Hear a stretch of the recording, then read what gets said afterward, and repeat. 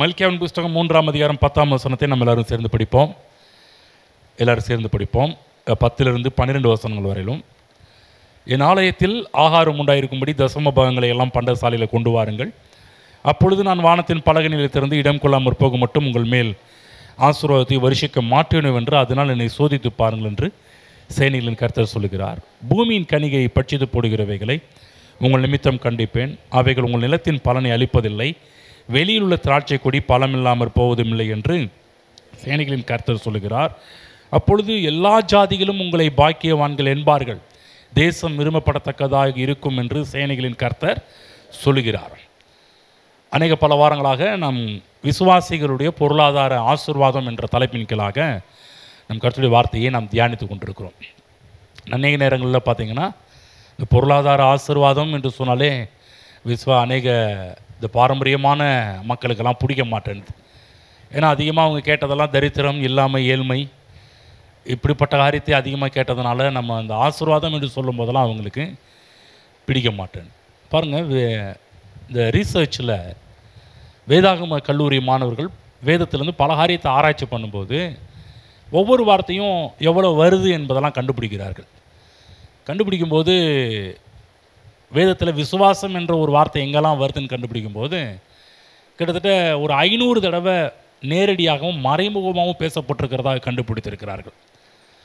அதே போல் ஜெபம் என்ற ஒரு காரியத்தை கூட எவ்வளவு வேதத்தில் மறைமுகமாகவும் நேரடியாகவும் எவ்வளோ வருதுன்னு கண்டுபிடிக்கும்போது அதற்கும் ஒரு 500 காரியத்தை கண்டுபிடிச்சிருக்கிறாங்க. ஆனால் இந்த பொருளாதாரம், பணம், செழிப்பு, ஆசீர்வாதம் என்கின்ற காரியங்கள் வேதத்தில் எவ்வளோ வருதுன்னு கண்டுபிடிக்கும் போது கிட்டத்தட்ட 2300 தடவை வருவதாக கண்டுபிடிச்சிருக்கிறாங்க. அப்போ வேதம் எதை அதிகமாக போதிக்கிறது என்று சொன்னால் நம்முடைய பொருளாதார வாழ்விலே தேவன் எவ்வளவு அக்கறையாக இருக்கிறார் என்பதனால தான் அவ்வளவு விஷயங்களை தேவன் வேதத்தில் போதித்து வச்சிருக்கிறார். ஆகவே தான் அப்போ நம்ம ஜெபத்தை மட்டமாக நினைக்கின்றோமா, விசுவாசத்தை மட்டமாக நினைக்கின்றோமா? கிடையாது. அதெல்லாம் நமக்கு அத்தியாவசியமான ஒன்று. விசுவாசம் இல்லாமல் தேவனிடத்தில் பிரியமாக இருப்பது என்பது கூடாத காரியம். கிறிஸ்தவ வாழ்க்கையில் எல்லாமே விசுவாசத்தில் தான் ஆரம்பிக்குது. அதனால் பொருளாதார வாழ்க்கை தான் அவசியம்னு சொல்லி விசுவாசத்தை மட்டுப்படுத்துறது கிடையாது. அதே போல் ஜெபம் வேணான்னு சொல்கிறோமா? கிடையாது. ஜெபம் ரொம்ப அவசியமான ஒரு காரியம். ஏன்னா ஜெபம் பண்ணாமல் தேவன்கிட்டருந்து எதையுமே நம்ம பெற்றுக்கொள்ள முடியாது. நம்ம ஜெபிக்காமல் இந்த பூமியில் தேவன் ஒன்றையும் செய்வது கிடையாது. அப்போ ஜெபம் என்பது ரொம்ப ஒரு அவசியமான ஒரு காரியம். அதனால் அது வேணான்னு சொல்கிறோமா? கிடையாது, அது அவசியம்னு சொல்கிறோம். ஆனால் வேதம் எதை அதிகமாக பேசப்பட்டிருக்கிறது என்றால், வலியுறுத்தி பேசுகிறது கிட்டத்தட்ட 2300 தடவை வேதத்தில் பொருளாதார ஆசீர்வாதம், செழிப்பு, பணம், ஐஸ்வர்யம், செல்வம், இப்படிப்பட்ட காரியங்களை குறித்து வேதம் போதிக்கும் போது அதிகமான இடங்களில் அதை பற்றி பேசப்பட்டிருக்கிறது. அதே போல தான் ஓமைகள் கூட எதை கர்த்தராகி கிறிஸ்து அதிகமாக பேசுகிறாருன்னா இந்த பொருளாதார காரியங்களை பற்றி தான் அதிகமாக பேசுகிறார். ஆகவே தான் பாருங்கள், இந்த பூமியிலே, அதாவது எல்லாம் பரலோகம் போவோம், நிச்சயம் பரலோகம் போவோம். ஆனால் வேதம் அதிகமாக போதிக்கிறது இந்த பூமிக்குரிய வாழ்க்கையில் நம்ம எந்த அளவுக்கு நம்ம முன்னேற வேண்டும், எந்த அளவுக்கு உயர வேண்டும். ஆகவே தான் பாருங்கள், பூமிக்கு நீங்கள் உப்பாக இருக்கிறீர்கள், உலகத்துக்கு நீங்கள் வெளிச்சமாக இருக்கிறீர்கள். பரலோகத்துக்கு கிடையாது. பரலோகத்துக்கு நிச்சயமாக போவோம். ஆனால் வேதம் பரலோகத்துக்கு நீங்கள் உப்பாக இருப்பீங்க, பரலோகத்துக்கு நீங்கள் வெளிச்சமாக இருப்பீங்க, இதோ உலகத்தின் முடிவு பரியந்தமும் சகல நாட்களிலும் நான் உங்களுடன் கூட இருக்கிறேன் என்று கர்த்தர் சொல்லியிருக்கிறார். இன்னும் சொல்லப்போனால் இந்த பூமியில் எப்படிப்பட்ட ஒரு வாழ்க்கையை வாழ வேண்டும் என்பதை பற்றி தான் கிறிஸ்து இயேசு அதிகமாக பிரசங்கம் செய்திருக்கிறார். அதே போல தான் அப்போஸ்தலனாகிய பவுலை எடுத்துக்கிட்டால் கூட அவரு கூட அதிகமாக எதை வலியுறுத்தி பேசியிருக்கிறார். இந்த பூமியிலே கிறிஸ்துவுக்குள் நீங்கள் யார், விசுவாசரிக்கை கூட படித்தோம், அவராலே, அவர் மூலமாக நாம் எப்படிப்பட்டவர்களாக இந்த பூமியிலே வாழ்கிறோம் என்பதை பற்றி தான் அதிகமாக அப்போஸ்தலனாகிய பவுலும் தன்னுடைய நிருபங்களில் எல்லாவற்றிலும் அதை எழுதுகிறதை நாம் பார்க்க ஆரம்பிக்கின்றோம். ஆகவே பொருளாதார ஆசீர்வாதம் என்பது முக்கியமான ஒரு காரியம். நீங்கள் நல்லா இருக்க வேண்டும் என்பது தேவனுடைய திட்டம். இங்கே ஏன் கர்த்தர் உங்களை கூட்டி வந்திருக்கிறாரு? எதுக்காக உங்களை கூட்டி வந்திருக்கிறார் என்றால் நீங்கள் நன்றாக இருப்பதற்கான வழிமுறைகளை கர்த்தர் உங்களுக்கு சொல்லிக் கொடுப்பதற்காக தான். ஏன்னா மற்ற இடங்களில் பார்த்தீங்கன்னா அதிகமாக சொல்லிக் கொடுக்குறது கிடையாது. மற்ற இடத்துல ஏதோ ஒரு சில காரியத்தை மட்டும் சொல்லிக் கொடுத்துட்டு போயிடுவாங்க. இங்கே எல்லா காரியத்தையும் டச் பண்ணுறோம். அதில் ஒன்று என்ன, நீங்கள் பொருளாதார காரியங்களில் நன்றாக இருப்பது, சுகமாக இருப்பது. பிரியமானவனே, உன் ஆத்மா வாழ்கிறது போல நீ எல்லாவற்றிலையும் வாழ்ந்து சுகமாக இரு. வேதம் இப்படி தான் பல இடங்களில் போதிக்குது. ஒரு இடத்துல மட்டும் கிடையாது, பல இடங்களில் நம்முடைய நல்வாழ்வை வேதம் அதிகமாக போதிக்கிறது. நீங்கள் நல்லா இருக்க வேண்டும் என்பதை தேவன் அதிகமாக விரும்புகிறார். இந்த உலகத்தில் யார் விரும்புகிறாங்களோ இல்லையோ, நீங்கள் நல்லா இருக்க வேண்டும் என்று உங்கள் கூட இருக்கிறவங்கள யார் விரும்புகிறாங்களோ இல்லையோ, சில பேர்லாம் சொல்லுவாங்க பாருங்கள், நான் நல்லா இருக்கிறதே இவங்களுக்கு பிடிக்கவே மாட்டேன்னு பாஸ்டர்னுவாங்க. சில பேர்லாம் அப்படியே சொல்லி கேட்டுருக்குறோம் பாருங்கள். நல்லா இருக்கிறது பிடிக்கல, நல்லா சாப்பிட்றது பிடிக்கல, நல்ல ட்ரெஸ் போடுறது பிடிக்கல, நல்ல வீட்டில் இருக்கிறது பிடிக்கல, நல்ல வாகனத்தில் போகிறதெல்லாம் பிடிக்க மாட்டேனுதுங்க அப்படின்றாங்க. நான் சொல்கிறேன், இந்த உலகத்தில் இருக்கிற மக்களுக்கு சில பேருக்கு பிடிக்காது. ஆனால் நம் நல்வாழ்வில் அதிக அக்கறை உள்ளவர், அக்கறை காட்டுகிறவர் யார் என்றால் நாம் ஆராதிக்கின்ற தேவன் நாம் நன்றாக இருக்க வேண்டும் என்று விரும்புகிறார். அதற்கான வழிமுறைகள், பிரமாணங்கள் ஏராளவற்றை வேதத்தில் எழுதி வச்சிருக்கிறார். கிட்டத்தட்ட ஒரு 4 காரியங்களை படித்தோம் ஏற்கனவே. இப்போ 5வது காரியத்தில் நம்முடைய கவனத்தை செலுத்தி கொண்டு வருகிறோம். அதில் ஒன்று என்ன, 5வது விஷயத்தில் நான் பார்க்கிற முக்கியமான ஒரு காரியம் என்னவென்றால் தசம பாகம் என்று சொல்லக்கூடிய ஒரு காரியம். ஏன்னா அன்றைக்கி சொல்லுவாங்க, கர்த்தனுக்கு எந்த ஒரு வழியும் வைக்கல அப்படின்னுவாங்க. என் முன்னேற்றத்துக்கு அவர் கண்டுக்கவே மாட்டேன்றாருங்கன்னுவாங்க. இல்லைங்க, நம்ம முன்னேற்றத்துக்கு கர்த்தர் தசம பாகம் என்று சொல்லக்கூடிய வழியை கர்த்தர் வைத்திருக்கின்றார். நான் சொன்னேன், தசம பாகம் என்பது என்ன, நான் ஆரம்பிக்கும் போது சொன்னேன், இது ஏதோ ஏன் சபையில் அதிகமாக போதிக்கப்படுறதுலன்னா ஊழியக்காரங்களுக்கு பயம், ஊழியக்காரங்களுக்குள்ள ஒரு அச்சம், ஊழியக்காரங்களுக்குள்ள ஒரு குற்ற உணர்வு. இது ஏதோ போதிக்கிறதுனால மக்களுக்கு ஏதோ நமக்கு ஏதோ தேவை இருக்குது போல் நினச்சிக்குவாங்களோ என்ற ஒரு விதமான எண்ணம் உருவாகி விடுமோ என்கின்ற ஒரு அச்சத்தினாலேயே அவங்க போதிக்காமலே விட்டுடுறாங்க. நான் சொல்கிறேன் பாருங்கள், இது ஏன் போதிக்கிறோம், இங்கே இருக்கிற ஒவ்வொருவரும் நன்றாக இருக்க வேண்டும் என்பதற்காக போதிக்கிறோம். தசமபாகம் என்பது ஒரு விதை, தசமபாகம் என்பது அது வளரக்கூடிய ஒரு காரியம், தசமபாகம் என்பது அது எந்த அளவுக்கு வளர்ச்சி கொடுக்கக்கூடியது என்பதை பற்றி பார்த்துக்கிட்டு வரோம். அது மட்டுமல்ல, தசமபாகம் கொடுக்கும்போது நம்முடைய எண்ணம் எப்படிப்பட்டதாக இருக்க வேண்டும், ஒரு 4 காரியங்களை எடுத்து பேசணும். அது கொடுக்கும் போதெல்லாம் எப்படிப்பட்ட உள்ளம் நமக்கு இருக்க வேண்டும். அன்றைக்கு நேரத்தில் இப்போ தசமபாகம் கொடுக்கும் போதெல்லாம் என்ன எண்ணத்தில் மக்கள் கொடுக்குறாங்க பாருங்கள். தசமபாகம், காணிக்கை என்ற 2 காரியத்தை நீங்கள் மனதில் எடுத்துக்கிட்டாலே மக்கள் எப்படி கொடுக்குறாங்க, ஏதோ பாவம் பாஸ்ட்டு ஊழியம் பண்ணுறாருல, ஏதாவது அவருக்கு நம்ம ஏதாவது கொடுத்தாலும் ஒரு ஊழியம் பண்ண முடியும், கொடுத்தாலும் ஒரு வீட்டு வாடகை கட்ட முடியும், சர்ச்சு வாடகை கட்ட முடியும், கரண்ட் பில் கட்ட முடியும், சாப்பிட முடியும், அங்கே போக முடியும், இங்கே போக முடியும் என்கின்ற அந்த மனநிலை இருக்கிறது. நான் சொல்லுகின்றேன், தசமபாகமோ அல்லது காணிக்கையோ நம்ம கொடுக்கும்போது ஒரு நாளும் அப்படிப்பட்ட மனநிலை நமக்கு வரவே கூடாது. சபைக்காகவோ, சபை கட்டுவதற்காகவோ, சபைக்கு இடம் வாங்கிறதுக்காகவோ அப்படி கிடையாது. விதைக்கும் போது என்னன்னா, என் எதிர்காலத்துக்காக, என் நல்வாழ்வுக்காக, எனக்காக இதை விதைக்கின்றேன், என் நல்வாழ்வுக்காக விதைக்கிறேன் என்கின்ற எண்ணம் நமக்குள்ளே இருக்கணும். நல்லா கவனிச்சிங்களா? நான் அன்றைக்கி நேரத்தில் பாருங்கள், சபையில் வந்து ஊழியக்காரங்க சொல்லுவாங்க, இது தேவை, அது தேவை, என்ன பண்ணுறது, என்ன செய்கிறது, நீங்களாம் கொடுக்குறேன்னா எப்படி ஊழியம் நடக்கும், நீங்களாம் கொடுக்குறேன் நான் எப்படி ஊழியம் பண்ணுறது, நீங்களாம் கொடுக்குறேன் நான் எப்படி சாப்பிட்றது, இப்படிப்பட்ட காரியத்தையே சபையில் அதிகமாக ஊழியக்காரர்களை வலியுறுத்தி பேசுகிறதுனால இப்போ தசமபாகம் காணிக்கை என்று சொல்லும்போது நினைக்கும் போது மக்கள் நினைக்கிறாங்கன்னா, இது ஏதோ பாவம் கஷ்டப்படுறாரு, ஏதோ அவருக்கு ஏதோ கொடுத்து உதவலாம் என்ற எண்ணத்தில் தான் மக்கள் கொடுக்கிறார்கள். நான் சொல்கிறேன், இதனால தான் அநேக நேரத்தில் நம்ம முழுமையான ஒரு ஆசீர்வாதத்தை பெற்றுக்கொள்ள முடியாமலே போய்விடுகின்றது. நல்லா புரிஞ்சுக்கிங்க. ஒவ்வொரு தடவை விதைக்கும் போதெல்லாம் சொல்லணும், இது எனக்காக, என் நல்வாழ்வுக்காக, என் பிள்ளைகளின் நல்வாழ்வுக்காக, என் எதிர்காலத்துக்காக இதை விதைக்கிறேன் என்கின்ற எண்ணம் உருவாக வேண்டும். ஆமென். சொல்கிறது உங்களுக்கு புரியுதுங்களா? கொடுக்கும்போது, தசமபாகம் கொடுக்கும்போதும், காணிக்கை கொடுக்கும்போதும் யாருக்காக கொடுக்குறீங்க? யாரோ ஒருத்தர் நல்லா இருக்குன்றதுக்காக கொடுக்குறீங்களா? கிடையாது. நான் நல்லா இருக்க வேண்டும் என்பதற்காக கொடுக்க போகிறேன். முடிவு பண்ணணும். யாரோ ஒருத்தர் நல்லா இருக்கணும், நான் கொடுக்கறதுனால இந்த சபை நல்லா இருக்கும், அவங்க நல்லா இருப்பாங்க, இவங்க நல்லா இருப்பாங்க, அந்த தாட்டு வரவே கூடாது. ஒவ்வொரு விவசாயி நீங்கள் எடுத்துக்கிட்டீங்கன்னா அவங்க சொல்லுவாங்க, எதுக்காக போய் விதைக்கிற?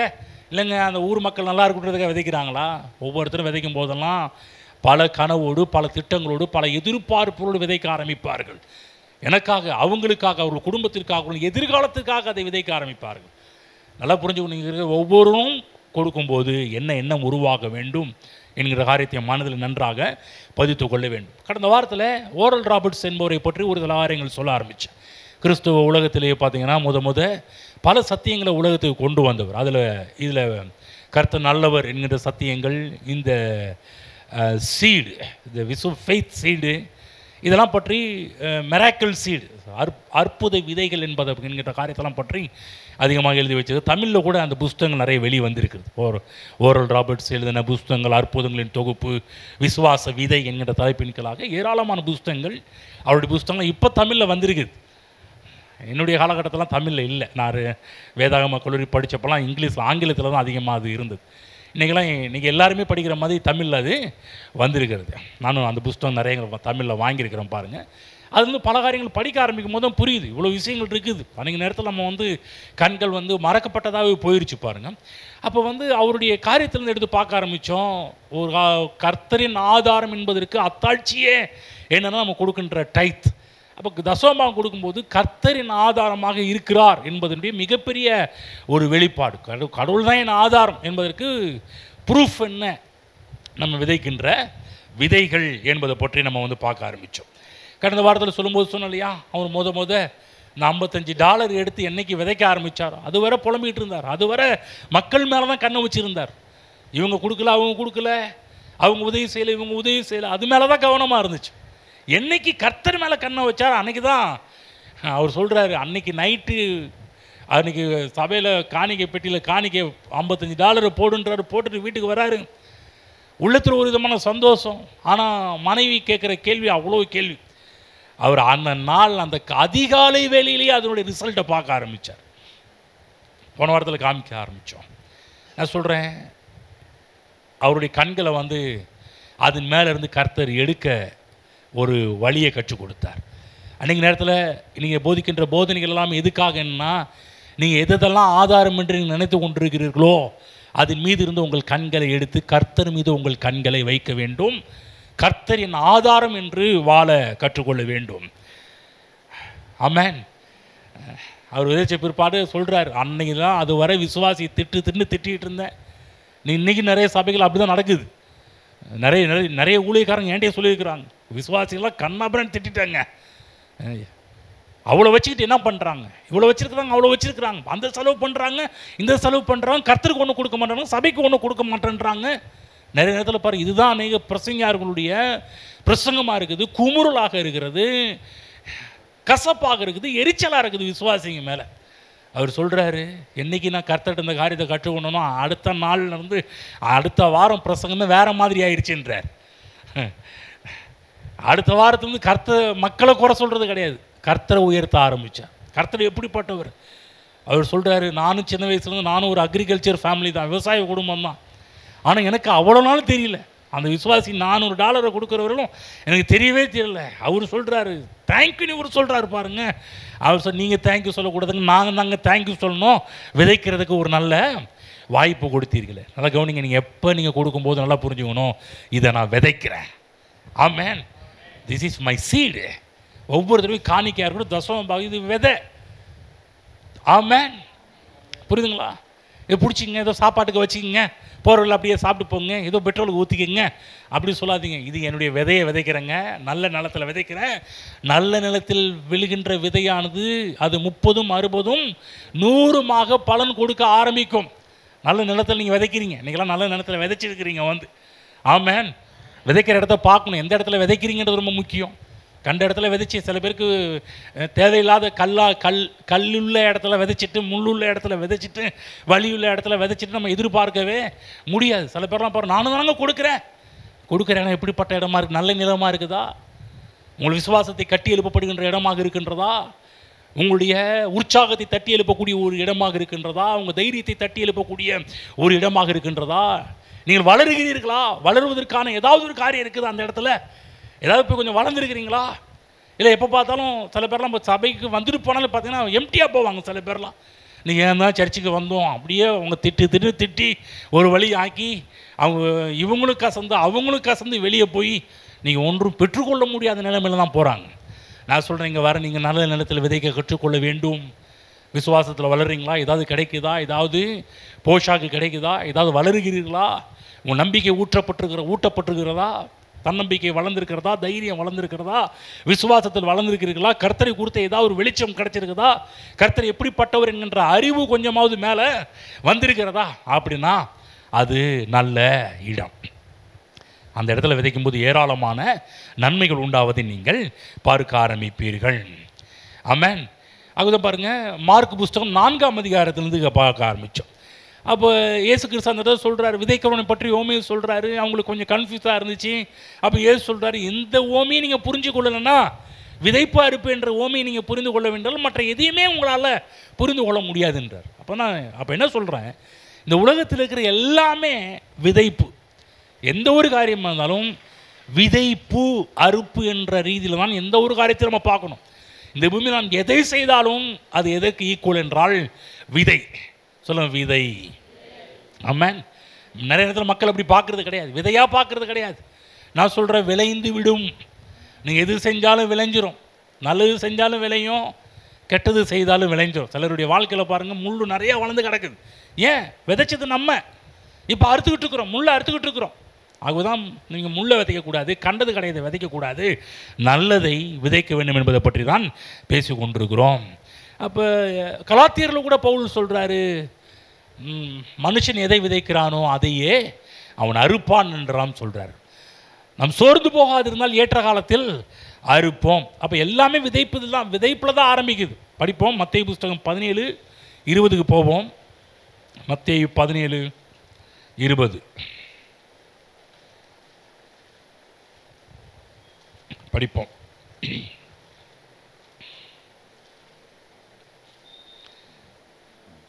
அதற்கு இயேசு, உங்கள் அவிசுவாசத்தினாலே தான், கடுகு விதையளவு விசுவாசம் உங்களுக்கு இருந்தால் நீங்கள் இந்த மலையை பார்த்து இவ்விடமிட்டு அப்புறம் போ என்று சொல்ல அது அப்புறம் போம். உங்களால் கூடாத காரியம் ஒன்றும் இராது என்று மெய்யாகவே உங்களுக்கு சொல்லுகிறேன். என்ன போடப்பட்டிருக்குது? உங்களால் கூடாத காரியம். சொல்லுங்கள், உங்களால் கூடாத காரியம். ஆனால் சபைக்கு வரும்போது கர்த்தரால் கூடாத காரியம் ஒன்றுமில்லை என்று சொல்லும்போது ஆமேன், தோத்திரம், அல்லேலூயான்னு பறக்கும். மனுஷரால் கூடாதவைகள் தான் தேவனால் எல்லாம் கூடும். தேவனால் ஆகாத காரியம் ஒன்று உண்டோ அப்படின்னா சொல்லும்போது நமக்கு என்ன வரும்? ஆமேன் பட்டையை கலப்போம். ஆமேன் சொல்லுங்கன்னு சொல்ல தேவையில்லை. அவங்கள என்ன பண்ணுவாங்க? கர்த்தரை பற்றி சொல்லுவாங்க, கர்த்தரால் கூடுங்க, அவரால் ஆகுங்க, அவரால் இப்படி முடியும் அப்படி முடியும்லாம் சொல்லும்போது மக்கள் அவங்க தன்னை அறியாமலே ஆமேன் தோத்திரம்னு சொல்லுவாங்க. ஆனால் இங்கே கர்த்தராகி இயேசு கிறிஸ்து சொல்கிறாரு, என்னால் ஆகும் என்பது உண்மை, சத்தியம்தான். இப்போ நான் இன்னொரு சத்தியத்தை உங்களுக்கு வெளிப்படுத்தி சொல்கிறேன். என்ன சொல்கிறாங்கன்னா, உங்களால் கூடாத காரியம் ஒன்றும் இராது. என்ன சொல்கிறாருன்னா, என்னால் எப்படி ஒரு காரியம் எல்லா காரியத்தையும் செய்யக்கூடிய ஆற்றல் எனக்கு இருக்கிறதோ அதே போல் உங்களாலும் எல்லா காரியத்தையும் செய்ய முடியும். ஆமென். ஆகவே உங்களால் கூடாத காரியம் ஒன்றும் இல்லை. சொல்லுங்கள், உங்களால் கூடாத காரியம் ஒன்றும் இல்லை. எப்படி சொல்லுங்கள்? என்னால் கூடாத காரியம் ஒன்றும் இல்லை.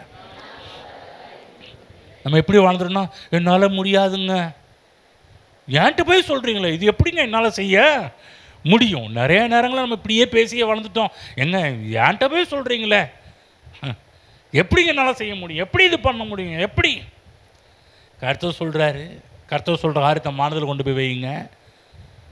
ஏதாவது காரியம் சொன்னாங்கன்னா நிச்சயம் செஞ்சு முடிப்பேன், ட்ரை பண்ணுறேங்க, முடியலன்ற ஒரு வார்த்தை மட்டும் சொல்லாதீங்க, ட்ரை பண்ணுறேன், செய்கிறேன். நம்ம முடியலன்னு சொன்னால் நம்ம எதுவுமே சொல்ல மாட்டாங்க, வேலை வாங்க மாட்டாங்கன்றதுக்காக நிறைய பேர் சொல்கிற ஒரு தத்துவம் மந்திரம்னா, எது கேட்டாலும் முடியாதுங்க, தெரியாதுங்க, தெரியாதுங்க, தெரியாதுங்க, வேற ஆளை பார்த்துக்குங்க, தெரியாதுங்க, அவங்கள போக சொல்லுங்கள், தெரியாதுங்க, இவங்கள போக சொல்லுங்கள். என்னதான் இருந்தாலும் ட்ரை பண்ணலாம், முடியலன்னா கூட ட்ரை பண்ணலாம், பார்க்கலாம், செய்ய முடியும். ஏன்னா கர்த்தர் இருக்கிறார். விசுவாசத்தை, கடுகு விதையளவு விசுவாசம் இருந்தாலே இந்த காட்டத்தை மரத்தை பார்த்து, கடுகு இந்த மலையை பார்த்து இவ்விடம் அப்புறம் போ, இவ்விடம் விட்டு அப்புறம் போ என்று சொல்ல அப்புறம் போயும் உங்களால் கூடாத காரியம் ஒன்றும் இராது. ஆகதான் இப்படிப்பட்ட ஒரு வாழ்க்கை கொடுப்பதற்காக தான் விதை என்ற வடிவில் கர்த்தர் கொடுத்துருக்கிறார். ஆமென். உங்களுக்குள்ள விதை இருக்குது. உங்களால் எப்படி முடியும், உங்களால் எப்படி ஆகும், உங்களால் கூடாத காரியம் என்று எப்படி ஒன்றுமிராது என்று சொல்கிறாருன்னா எந்த அர்த்தத்தை சொல்கிறாரு? எப்போ உனக்குள்ளே இருக்கிற விதையை பற்றி சொல்கிறேன், விதையை மனதில் வைத்து சொல்கிறேன். உனக்குள்ளே இருக்கிற விதையின் சக்தி அப்படிப்பட்டது. கர்த்தர் பார்க்குறார், கரெக்டாக நமக்குள்ளே இருக்கிற விதையை அவர் பார்க்குறார். நம்ம தான் நிறைய நேரத்தில் நமக்குள்ளே இருக்கிற காரியத்தை கண்டுபிடிக்கிறது கிடையாது. நமக்குள்ளே இருக்கிற திறமையை பார்த்து சொல்கிறார், நமக்குள்ளே இருக்கிற ஆற்றலை பார்த்து சொல்கிறாரு. உங்களால் கூடாத காரியம் ஒன்றும் இல்லை என்று சொல்கிறாருன்னா அவருக்கு தெரியுது உங்களால் முடியும்னு. ஆனால் அநேக நேரம் நமக்கு தெரியாமல் இருக்குது, நம்மால் இது முடியாதுன்னு சொல்லிட்டு. நல்லா புரிஞ்சுக்கணும், என்னால் இது முடியும். ஏன்னா என் தேவன் என்னால் முடியும் என்று அவர் பார்க்குறாரு. அவர் பார்த்தாருன்னா கரெக்டாக தான் இருக்கும். ஆமென்.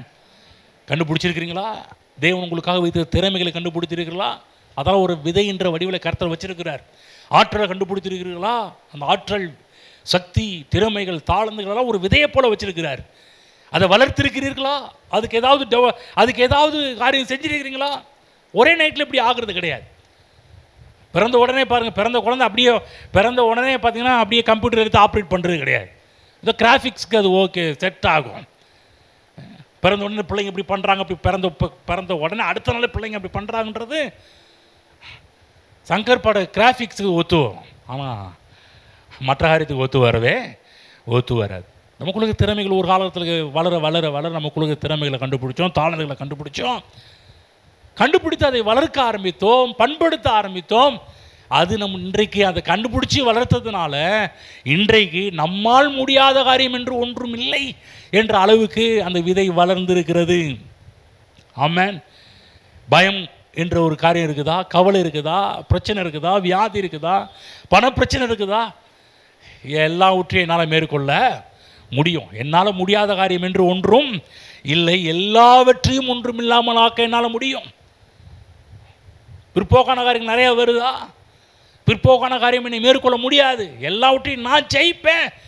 என்னால் ஜெயிக்காத காரியம் என்று ஒன்றும் இருக்காது. அதுதான் பாருங்கள், சின்ன விஷயத்தில் ஆரம்பிக்கணும், பண விஷயத்தில் ஆரம்பிக்கணும். பண விஷயத்திலும் பொருளாதார விஷயத்திலும் இப்படி தான் தேவன் நம்முடைய வாழ்வில் உண்டாக வேண்டும் என்று விரும்புகிறார். உங்களுடைய வாழ்க்கையில் இல்லாமை, வறுமை, ஏழ்மை, தரித்திரம், பற்றாக்குறை இது எதுவுமே உங்களுடைய வாழ்க்கையில் இருக்கக்கூடாது என்று தேவன் விரும்புகிறார்.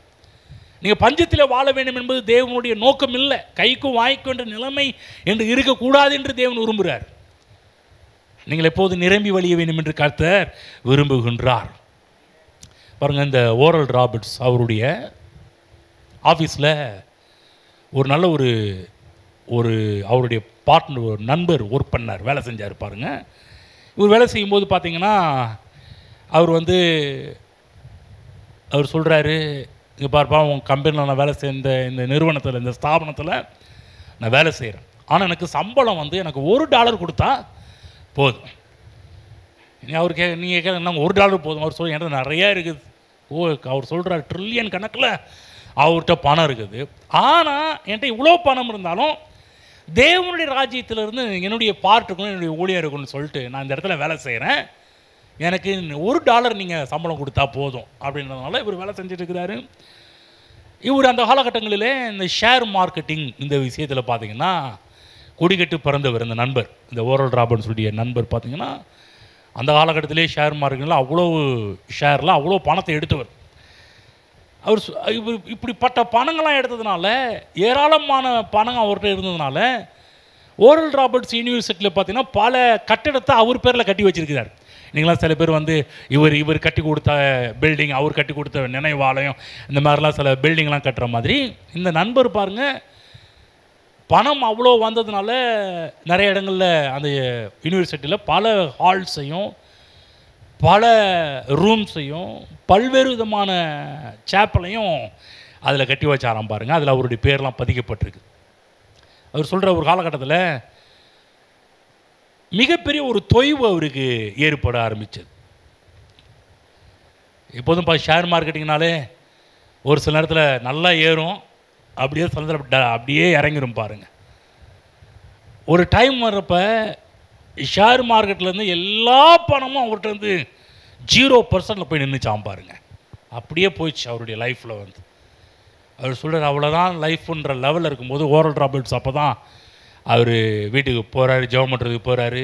என்னப்பா இந்த பக்கம் ஆலையை காணா, என்னாச்சு ஏதாச்சு அப்படின்னு கேட்கும்போது அவர் சொல்கிறாரு, உனக்கு தெரியலப்பா, ஷேர் மார்க்கெட்டில் எவ்வளோ போட்டேன்னு உனக்கு தெரியும், எவ்வளோ எனக்கு வந்ததுலாம் உனக்கு தெரியும், இன்றைக்கி அது எல்லாமே போயிடுச்சு, எல்லாமே காலியாக போயிடுச்சின்னு சொல்லி ரொம்ப விரக்தியில் இருந்து சொல்லிக்கிட்டு இருக்கும்போது அப்போ திடீர்னு ஓரல் ராபர்ட்ஸுக்கு உள்ளத்தில் ஒரு வசனம் தென்பட்ட உடனே ஓரல் ராபர்ட்ஸ் தான் ஃப்ரெண்டை பார்த்து சொல்கிறாரு, சரிப்பா ரைட்டு இருக்கட்டும், பிலிப்பியர் 4 புதிய ஏற்பாடு எடுத்து பிலிப்பியர் 4:19 என்ன சொல்லப்பட்டிருக்கின்றதை கொஞ்சம் படி அப்படின்னாராம். பாருங்க, அதை படிக்கும்போது அவர் சொல்கிறார், என் தேவன் தம்முடைய ஐஸ்வர்யத்தின்படி உங்கள் குறைவுகள் எல்லாவற்றையும் கிறிஸ்து இயேசுவின் மகிமைக்குள் நிறைவாக்குவார்.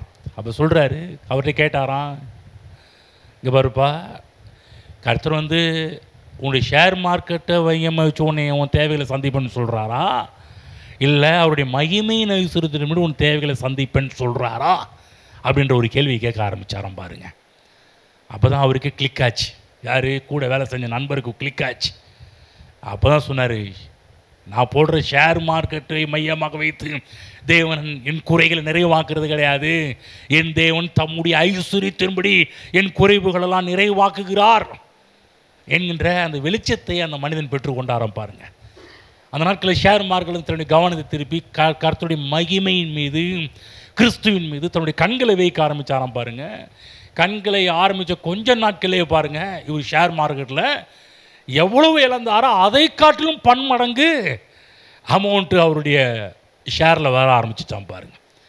பிற்பாடு தான் அந்த ஷேரில் தான் எடுத்து ஏகப்பட்ட ஊழியங்கள், ஏகப்பட்ட காரியங்கள் செய்ய ஆரம்பித்தார்.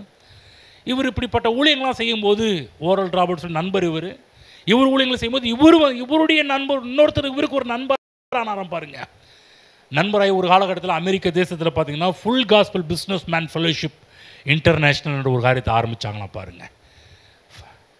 Full gospel business man fellowship international என்ற ஒரு குழுவை ஆரம்பித்து அமெரிக்க தேசம் முழுவதுமே பார்த்தீங்கன்னா காட் இஸ் மை சோர்ஸ், தேவன் தான் என் ஆதாரம். இந்த ஷேர் மார்க்கெட் கிடையாது, ஷேர் மார்க்கெட்டில் கண்ணு வைக்காத தேவன் தேவன் தேவன். உனக்கு சில காரியங்கள் உதவலாம், சில காரியம் உங்களுக்கு உதவி செய்யலாம். அவர்கள் மீது உங்கள் கண்களை வைக்காதீர்கள், கர்த்தர் மீது உங்கள் கண்களை வைங்கள் என்று சொல்லி ஒரு காலகட்டத்தில் ஒரு பக்கம் ஓரல் ராபர்ட்ஸ் அவர் பட்டையை கிளப்பிட்டு இருக்கிறாரு, கர்த்தர் தான் ஆதாரம், கர்த்தர் மீது கண்களை வைங்கன்னு சொல்லி ஒரு பக்கம் அவர் பேசிட்டு இருக்கிறாரு. இன்னொரு பக்கம் இவருடைய நண்பருடைய நண்பர்களாம் சேர்ந்து ஒரு ஃபெலோஷிப் ஆரம்பித்து அதிலிருந்து அமெரிக்க தேசம் முழுவதும் போயிருக்கிறாங்க காட் இஸ் மை சோர்ஸ் என்ற சத்தியத்தை. ஆமென். நான் சொல்கிறேன், நல்லா புரிஞ்சுக்கங்க. நம்முடைய வாழ்க்கையிலும் பார்த்தீங்கன்னா அடிபட்டு திருந்த வேண்டிய அவசியம் கிடையாது. தேவனுடைய வார்த்தையின் ஞானத்தினால் நாம் புத்தியாய் பிழைக்கிறது தேவன் வைத்திருக்கிறார். கர்த்தருக்கு பயப்படுதல் ஞானத்தின் ஆரம்பம் என்று பைபிளை பார்க்கிறோம். ஞானத்தால் நாம் ஆள வேண்டும் என்று விரும்புகிறார். அநேக நேரத்தில் அடிபட்டு எப்போதும் நம்முடைய கண்கள் அது மேலே வச்சிடுறோம். நமக்கு எங்கே உதவி இருக்குதோ அது மேலே கண்ணை வச்சிடுறோம். சில பேருக்கு வேலையில் கண்ணை வச்சிடறாங்க, எனக்கு இந்த வேலை இருக்குதுங்க, இந்த வேலை என்னை காப்பாற்றுங்க, இந்த வேலை என்னை கைவிடாதுங்க, இந்த வேலை உட்காந்து சாப்பிட்ற அளவுக்கு சம்பளத்தை கொடுக்குங்க. நல்லா கவனமாக கேளுங்க, தயவுசெய்து சொல்கிறேன், வேலையின் மீது உங்கள் கண்களை வைத்து விடாதீர்கள். சிலர் உங்களுக்கு உதவி செய்யலாம், சிலர் உங்களுக்கு சப்போர்ட் பண்ணலாம். நான் சொல்கிறேன், அவர்கள் மீது கண்களை வைத்து விடாதீர்கள். கர்த்தர் தான் என் ஆதாரம் என்று அவர் மீது கண்களை வைத்து பழகிக் கொள்ளுங்கள். ஆமென். ஏன்னா இன்னைக்கு உதவி செய்கிற ஊற்று அடைபடலாம், ஆனால் அங்கிருந்து வரக்கூடிய ஆதாரம் என்று சொல்லக்கூடிய ஊற்று ஒரு நாளும் அடைபடாது, தடைப்படாது. ஆமென். அது நிரம்பி வழியும், அது ஏராளமாக உங்களை நிறைத்து உங்களிருந்து அநேக இடங்களுக்கு செல்லும். அதுதான் கர்த்தர் நம்முடைய ஆதாரம் என்று வாழ வேண்டும். எல்லாரும் சொல்லுங்கள், தேவன் தான் என் ஆதாரம். ஆமென். உங்கள் படிப்பை நம்பிக்கிட்டு இருக்கலாம், படிப்பு உதவி செய்ய எல்லாம் நீங்கள் இன்றைக்கி எதெல்லாம் ஆதாரம் உங்களுக்கு சப்போர்ட் பண்ணும், ஆனால் அதை நீங்கள் பிடிச்சிக்க கூடாது. கர்த்தரின் ஆதாரம் என்று வாழ வேண்டும். இதை தெரியல, இதை அறிந்து கொள்ளல, கர்த்தர் தான் என் ஆதாரம் என்பதை அறிந்து கொள்ளல என்றால் நான் சொல்கிறேன், இப்போ வாழ்கிற கிறிஸ்தவ வாழ்க்கை ஒரு பிரயோஜனம் கிடையாது. நல்லா புரிஞ்சுக்கணும். கிறிஸ்தவ வாழ்க்கையில் பிரயோஜனம் என்று ஒன்று இருக்க வேண்டும் என்றால் கர்த்தர் தான் என் ஆதாரம் என்று என்றைக்கு வாழ ஆரம்பிக்கிறீர்களோ அன்றைக்கு தாங்க உங்கள் கிறிஸ்தவ வாழ்க்கை பிரயோஜனமாக இருக்கும். அது உதவியாக இருக்கும். அது உங்களுக்கு மிகப்பெரிய ஒரு கனத்திற்குரிய ஒரு காரியமாக இருக்கும். நான் சொல்கிற, கர்த்தரை பூர்ணமாக விசுவாசிக்கிறீர்களா? கர்த்தரின் ஆதாரம் என்பதை விசுவாசிக்கிறீர்களா? அப்போ சொல்கிறேன், நிச்சயம் நீங்கள் மேலே வருவீர்கள். ஆமென். அன்றைக்கு மிகப்பெரிய விடுதலையை பார்ப்பீர்கள். ஆமென். ஒரு காலகட்டத்தில் நானும் அப்படி தான், கர்த்தர் தான் என் ஆதாரம் என்ற ஒரு காலகட்டத்துக்கு உள்ளே நுழைய ஆரம்பித்தேன். அதுவரை நானும் பாருங்கள், எங்கள் ஹெட் ஆஃபீஸில் தான் பார்த்துக்கிட்டு இருந்தேன். வாடகை வருமா. அவங்களாம் எனக்கு நிப்பாட்டினது நல்லதாக போச்சு, இல்லைன்னா அவங்க மேலேயே கண்ணை வச்சுருந்துருப்பேன். கொஞ்சம் கஷ்டமாக இருந்துச்சு. நிப்பாட்டின நாட்களில் ஒரு 2-3 மாதம் அப்படியே கொஞ்சம் ஸ்ட்ரகிளாக இருந்துச்சு.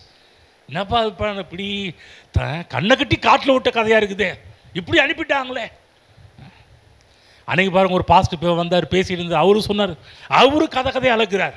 என்னப்பா இப்படி பண்ணிட்டாங்க பாருங்க ஸ்தாபனம் ஆரம்பத்தில். அப்போ தான் புரிஞ்சிச்சு, எனக்கு மட்டும் இல்லை இந்த பிரச்சனை, எல்லாருக்கும் தான் இந்த பிரச்சனை. ஏன் அப்படி பண்ணார்னா, சாம் பாஸ்டர் ஏன் அப்படி பண்ணார்னா, நீ என்னைய பார்க்காத, என்னை ஆதாரமாக பார்க்காத, கர்த்தரை ஆதாரமாக பார். நல்ல வேளைக்கு அவங்களாம் அன்றைக்கி கொடுத்து பழகியிருப்பார்கள் என்றால் இன்னும் நான் சொல்கிறேன், இன்னும் நான் ஒரு அடிமையாக தான் இருந்திருப்பேன். நீ நான் ஃப்ரீயாக இருக்கிறேன், ஃப்ரீ பேர்டாக இருக்கிறேன், விடுதலையாக இருக்கிறேன், சுதந்திரமாக ஊழியம் பண்ணுறேன், கர்த்தரை மட்டுமே உயர்த்தி கொண்டிருக்கிறேன். இல்லைன்னா ஒவ்வொரு நாளும் அவரை ப்ளீஸ் பண்ணணும், அவரை பிரியப்படுத்துகிற மாதிரியே எல்லா காரியத்தையும் எழுதணும், பேசணும். நீங்கள் சில பேர் பிரியப்படுத்துகிற மாதிரி சில காரியத்தில் பேசுவாங்களா, அந்த மாதிரி தான் நடிக்கிற மாதிரி சில காரியத்தெல்லாம் பண்ணணும். ஒருத்தர் சொல்கிறாங்க பாருங்கள், இங்கெல்லாம் போனீங்கன்னா இவங்களை பிரியப்படுத்தினா தாங்க இந்த ஸ்தாபனத்தில் இங்கே இருக்க முடியும் சொல்கிறாங்க. அவங்க கையில் காலில் விழுந்ததாங்க அவங்க அந்த ஸ்தாபனத்தில் இங்கே இருக்க முடியும். அது ஓகேவா, ஓகேவானா உள்ளே வரலாம் அப்படின்றாங்க. யோசிச்சு பார்த்தீங்களா? நல்ல விலைக்கு அந்த மாதிரி இடங்கள்லாம் போய் மாட்டாமல் கர்த்தர் தான் என் ஆதாரம் என்று அவர் பக்கம் திசை திருப்பி விட்டார் பாருங்க. நான் அதோ ஃபாலோ பண்ணுறேன் வந்து. அவங்க எனக்கு பணம் காசு கொடுக்காமல் இருக்கலாம், ஆனால் கர்த்தரை கொடுத்து சென்றிருக்கிறார்கள். ஆமென். நீ சில பேர்லாம் சொல்லுவாங்க, என்னங்க 2 வருஷம் தானே ஹெல்ப் பண்ண, 2 வருஷம் உங்களுக்கு வந்து வீட்டு வாடகை மட்டும் தானே கொடுத்தாங்க, 2 வருஷம். அது கூட வந்து இப்போ 3 மாதத்துக்கு ஒரு டைம் 4 மாதத்துக்கு ஒரு டைம் தானே கொடுத்தாங்க. இன்னுமா நீங்கள் ஏஎஃப்டியில் இருக்கிறீங்க? ஆமாய்யா, இன்னும் நான் அவங்க கொடுக்கலன்றதுக்காக ஏஎஃப்டி விட்டு வெளியே போக முடியாது. எனக்கு ஒரு நல்ல காரியத்தை காமிச்சிருக்கிறாங்க, கர்த்தர் பக்கம் என் கண்ணை திருப்பி இருக்கிறாங்க. ஆமென். சொல்கிறது உங்களுக்கு போய் ஆகவே தான் யாராவது உங்களுக்கு கொடுக்கலையா திட்டாதீங்க, உங்களுக்கு கொடுக்காம விட்டுட்டாங்களா திட்டாதீங்க. கர்த்தரை பார்க்கும்போது எனக்கு உதவி செஞ்சுருக்கிறாங்கன்னு ஒரு நன்றி உள்ளவர்களாக இருங்கள். ஆமென். இன்னங்க ஏன் இப்படி சொல்லிட்டீங்க? சில பேர் கேட்க வருவாங்க, ப்ரேயர் பண்ணுங்க அப்படின்னுவோம். இது எங்களுக்கு தெரியாதா, இது எங்களுக்கு தெரியாதா அப்படியே சொல்லுவாங்க பாருங்க.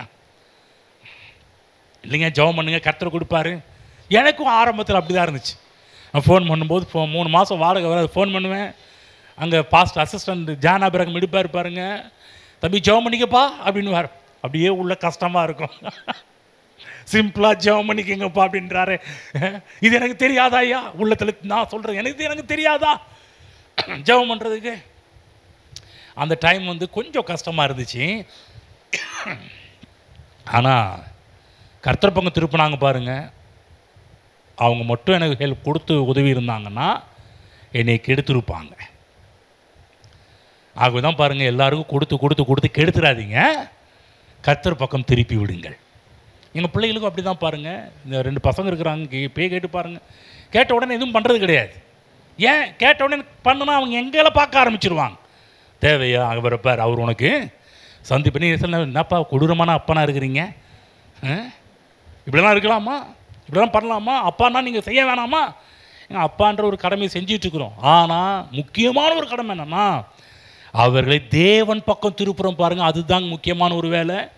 இன்றைக்கி நாங்கள் ஒரு வேளை இந்த உலகத்தை விட்டு கடந்து போனாலும் நாங்கள் திருப்பின கர்த்தரை அவங்க பிடிச்சிக்கிட்டாங்கன்னா நான் சொல்கிறேன், அவர் ஒரு நாளும் கைவிடாது இருப்பதை அவர்கள் தங்கள் வாழ்க்கையில் பார்க்க ஆரம்பிப்பார்கள்.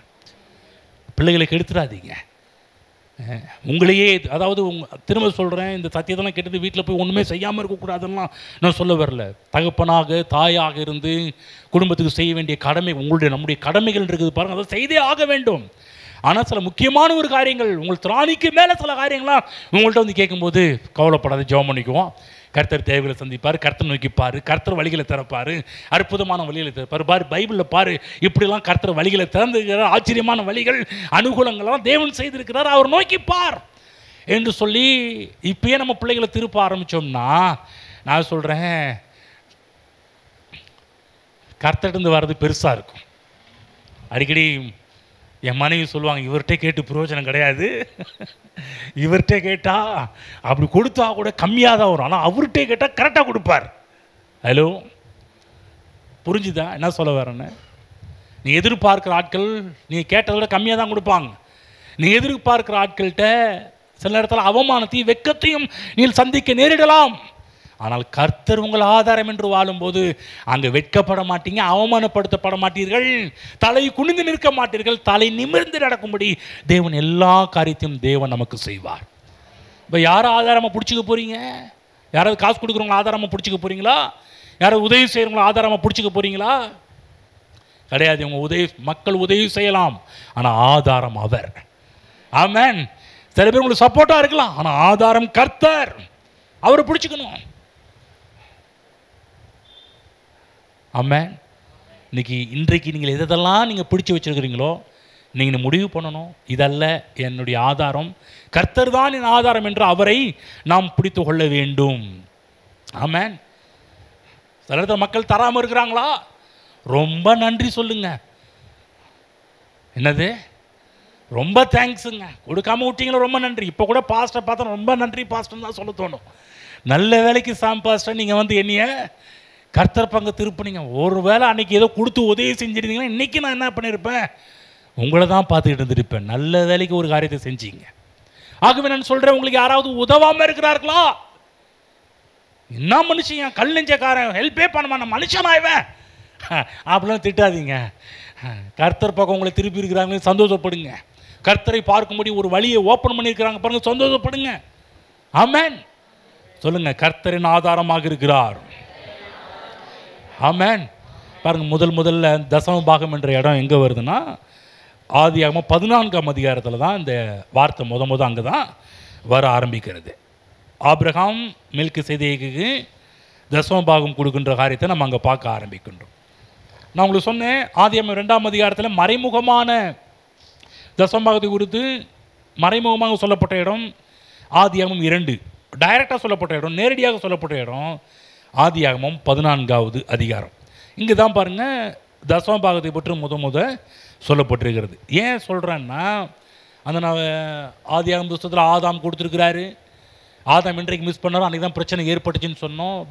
ஆபிரகாம் எல்லாவற்றிலும் தசம பாகம் கொடுத்தான் என்பதை பற்றி ஆதியாகமம் 14 பார்க்குறோம். பிற்காலங்களிலே அவனுடைய பேரன் யாக்கோபு கூட பார்த்தீங்கன்னா தசம பாகம் கொடுக்கின்ற பழக்கத்தை உருவாக்குகிறார் என்பதை பற்றி வேதத்தில் படிக்க ஆரம்பிக்கிறோம். இவங்கெல்லாம் பாருங்கள், எல்லாம் இருக்கிறப்ப கொடுப்பாங்க கிடையாது. ஒன்றுமே இல்லாத காலகட்டத்தில் தீர்மானம் பண்ணாங்க.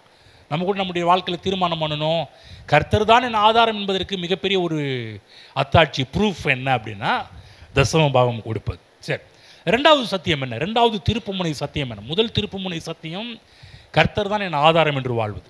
ரெண்டாவது திருப்புமுனை சத்தியம் என்ன என்பது என்னவென்றால், கொடுங்கள் அப்பொழுது உங்களுக்கு கொடுக்கப்படும். ஆமென். அன்றைக்கி நேரத்தில் பாருங்கள், மக்கள் தப்பாகவே புரிஞ்சு வச்சுருக்கிறாங்க இந்த வசனங்கள் எல்லாவற்றையுமே. அவங்க கொஞ்சம் சரி பண்ண வேண்டியதாக இருக்குது. இது சாதாரணமான விஷயம் கிடையாது. லூக்கா புஸ்தகம் 6ஆம் அதிகாரம் 38ஆம் வசனம் எடுத்து படிப்போம். 6:38. அன்றைக்கி நேரத்தில் காணிக்கை கொடுக்கும் போதெல்லாம் இந்த வசனத்தை நம்ம பேசியிருக்கிறோம், அறிக்கை பண்ணியிருக்கிறோம். ஆனாலும் பரவாயில்ல, இன்றைக்கி படிப்போம். கொடுங்கள் அப்பொழுது உங்களுக்கு கொடுக்கப்படும், அமுக்கி குலுக்கி சரிந்து விழும்படி நன்றாய் அளந்து உங்கள் மடியிலே போடுவார்கள், நீங்கள் எந்த அளவினால் அளக்கிறீர்களோ அந்த அளவினால் உங்களுக்கும் அளக்கப்படும் என்றார். கொடுங்கள் அப்பொழுது உங்களுக்கு கொடுக்கப்படும். கவனிங்க, இது சாதாரணமான விஷயம் அல்ல. ஏன் இந்த வசனத்தை கர்த்தராகிய இயேசு கிறிஸ்து கற்றுக் கொடுக்கிறார் என்றால், கொடுக்காமல் ஒன்றும் வராது, கொடுத்தாதான் எல்லாமே வரும். அதுதான் பிற்காலத்தில் அப்போஸ்தலர் நடவடிக்கைகள் எழுதும்போது பவுல் ஒருத்தர் சொல்கிறாரு, வாங்குகிறதை பார்க்கலும் கொடுக்கிறதே பாக்கியம் என்று இருக்கிற கிறிஸ்துவனுடைய பிரமாணத்தை பின்பற்ற வேண்டும் என்று சொல்லி மிகப்பெரிய ஒரு ஆலோசனையை கொடுப்பதை நம் வேதத்தில் நாம் பார்க்க ஆரம்பிக்கின்றோம். பொதுவாகவே மக்கள் வாங்கும் போது ரொம்ப சந்தோஷப்படுவாங்க, ரொம்ப தேங்க்ஸுங்க, ரொம்ப மகிழ்ச்சிங்க, நல்ல வேலைக்கு கொடுத்தீங்க அப்படின்னு சொல்லிட்டு நான் கவனமாக கேளுங்க, ஒரு மனிதன் வாங்குறப்ப சந்தோஷப்படுறதை விட கொடுக்கும்போது மனிதன் சந்தோஷப்பட வேண்டும் என்று தேவன் விரும்புகிறார். எல்லாரும் சொல்லுங்கள், வாங்குகிறதை பார்க்கலும் கொடுப்பதே பாக்கியம். ஆமென். வாங்கும்போது இருக்கிற சந்தோஷத்தை காட்டிலும் கொடுக்கும்போது இருக்கிற சந்தோஷம் தான் நமக்கு அதிகமாக இருக்க வேண்டும். ஏன் கொடுக்கணும்? ஒரு 7 காரியத்தை நான் போட்டு காமிக்கிறேன் பாருங்கள், நீங்கள் நோட் பண்ணி வைத்துக் கொள்ளுங்கள். ஒவ்வொரு காரியமாக நான் சொல்கிறேன், நீங்கள் நோட் பண்ணிக்கோங்க. முதலாவது காரியம், ஏன் கொடுக்க வேண்டும்? ஒரு 7 காரியங்களை நான் சொல்ல போகிறேன். எதுக்காக கொடுக்கணும், ஏன் கொடுக்கணும்? முதலாவது காரியம், ஆன் பண்ணிட்டியா? என்ன சில நேரத்தில் கொஞ்சம் லெட்டர்ஸாக இருக்கிறதுனால நீங்கள் அதையே பார்த்துக்கிட்டு இருக்காதீங்க. நான் சொல்லும்போது என்னையும் கொஞ்சம் என் மீது கொஞ்சம் கவனத்தை செலுத்துங்கள், அங்கேயே இருக்காதீங்க. ஏன் கொடுக்கணும் என்பதற்கு 7 காரணங்கள். முதல் காரணம், ஒரு விவசாயி நிலத்துக்கு கொடுக்கின்றான். நிலத்திற்கு நீங்கள் கொடுத்தால் நிலம் உங்களுக்கு கொடுக்கும், விதைப்பதை விசுவாசிக்கிறான். இது நோட் பண்ணி வச்சுக்கோங்க. ஏன் கொடுக்கணும் வேண்டும் என்றால், நீங்கள் கொடுக்கும்போது ஒரு விவசாயி என்று சொல்லக்கூடியவன் நிலத்திற்கு ஒன்றை கொடுத்தால்தான் நிலம் உங்களுக்கு கொடுக்கும். கவனமாக கேளுங்க, எந்த ஒரு விதையும் மேலே வச்சுருந்தா ஒர்க் அவுட் ஆகவே ஆகாது. என்றைக்கு நம்ம கொடுக்குறோமோ அன்றைக்கு கொடுத்தாதான் நிலம் உங்களுக்கு கொடுக்க ஆரம்பிக்கும். வேத புத்தகத்தில் படிக்கின்றோம், பூமி உள்ளளவும் விதைப்பு அறுப்பு என்ற பிரமாணம் ஒழிவது இல்லை. நல்லா கவனிச்சுக்கணும். பூமி இருக்கிற வரையிலும் இந்த பிரமாணம் ஒழிவதில்லை. தசமபாகம் இல்லை என்று சொல்கிற எல்லா ஆசாமிகளுக்கும் இந்த வசனம் போய் சேரணும். ஆதியாகமம் 8:22 படிச்சிருக்கீங்களா? கர்த்தர் மிகப்பெரிய ஒரு பிரமாணத்தை வச்சிருக்கிறாரே, பூமி உள்ளளவும் விதைப்பு அறுப்பு என்ற பிரமாணம் இருக்கிறதே. இதை மறந்துட்டியாப்பா? நிச்சயம் இது இருக்கு இல்லையா? கவனிங்க, நம்ம விதைக்காமல் ஒன்றும் நடக்க போகிறது கிடையாது. 1000 ஸ்தோத்திர பள்ளிகள் பல நான் 1000 ஸ்தோத்திர பள்ளி சொல்லிடுறேங்க. டெய்லி தான் டிவியில் சொல்லிட்டு இருக்கிறாங்க. நானும் அவங்க கூட சேர்ந்து சொன்னேன்னா ஏதாவது எனக்கு நடக்கும். தப்பு கிடையாது. நான் திரும்ப சொல்கிறேன், 1000 ஸ்தோத்திர பள்ளி அதுக்கு நான் எதிரி கிடையாது. நல்லது, ஸ்தோத்திர பள்ளிகள் சொல்கிறதும் ரொம்ப நல்லது. ஆனால் விதைக்காமல் ஸ்தோத்திர பள்ளி பண்ணுறது அவுட்டு. நம்ம அன்றைக்கு நேரத்தில் நம்ம என்ன பண்ணுறோம்? கொடுக்கறது கிடையாது. கொடுக்காம என்ன பண்ணுறோம்? ஸ்தோத்திர பள்ளி மட்டும் சொன்னால் வேலை நடக்கும்னு நினச்சிட்டு இருக்கிறோம். கிடையவே கிடையாது. நம்ம பூமிக்கு ஒன்று கொடுத்தாதான் பூமி நமக்கு ஒன்றை கொடுக்கும். ஏன் கொடுக்கணும்? நம்ம கொடுத்தாதான் பூமி ஒன்றை நமக்கு கொடுக்கும். ரெண்டாவது காரியம் ஜெபம் கூட கொடுப்பது தான். ஸ்தோத்திரத்தை நன்றியை செலுத்துகிறோம். ஸ்தோத்திரம் இல்லாத ஜெபம் கொடுக்காத ஜெபமாக இருக்கிறது. இந்த ஜெபத்தில் கூட கொஞ்சம் நீங்கள் கவனித்து பார்த்தீங்கன்னா, நிறைய நேரத்தில் பாருங்கள், இந்த ஜெபத்தில் பார்த்தீங்கன்னா ஸ்தோத்திரம் என்ற ஒரு காரியம் அற்புதமான ஒரு விஷயம். நம்ம நிறைய நேரத்தில் ஜெபத்தை ஆரம்பிக்கும் போதே முதல்ல நம்ம கொடுக்கணும் இல்லைங்களா? ஸ்தோத்திரம் பண்ணுறீங்களா? நம்ம ஸ்தோத்திரம் பண்ணாமல் உள்ள டக்குன்னு, ஆண்டவரே என்னை ஆசீர்வதியும், இவங்களை ஆசீர்வதியும், இவங்களுக்கு இதை கொடுங்க, அது உங்களை கொடுங்க, இங்கே போகிறேன் பார்த்துக்குங்க, அங்கே போகிறேன் பார்த்துக்குங்க, போக்கில் வரத்தில் காத்துக்குங்க. நம்ம இப்படியே பண்ணிடுறோம். எந்த ஜெபம் பண்ணினாலும் முதல்ல ஸ்தோத்திரங்களை நாம் ஏறெடுக்க வேண்டும். பைபிளில் போடப்பட்டிருக்கு பாருங்கள். பிலிப்பியர் புஸ்தகம் 4ஆம் அதிகாரத்தில் பவுலடியார் இந்த ஜெபத்தை சொல்லிக் கொடுக்கும்போது சொல்கிறார், நீங்கள் ஒன்றுக்கும் கவலைப்படாமல் 4:6 நீங்கள் ஒன்றுக்கும் கவலைப்படாமல் எல்லாவற்றையும் குறித்து உங்கள் விண்ணப்பங்களை ஸ்தோத்திரத்தோடு கூடிய ஜெபத்தினாலும் வேண்டியதுனாலும் தேவனுக்கு தெரியப்படுத்துங்கள். நல்லா கவனிங்க, ஸ்தோத்திரம் இல்லாத ஜெபம், நீங்கள் கொடுக்காத ஜெபம். ஜெபத்தில் கூட கர்த்தர் கிவிங் எதிர்பார்க்கிறார். நம்ம நினைக்கிறோம் நம்ம ஜெபிச்சா கர்த்தர் கொடுப்பார், நல்லது கொடுப்பாரு. ஆனால் கொடுக்கறதுக்கு நீங்கள் கொடுத்தாதான் ஜெபத்துக்கு ரிசல்ட் வரும். ஆமென்.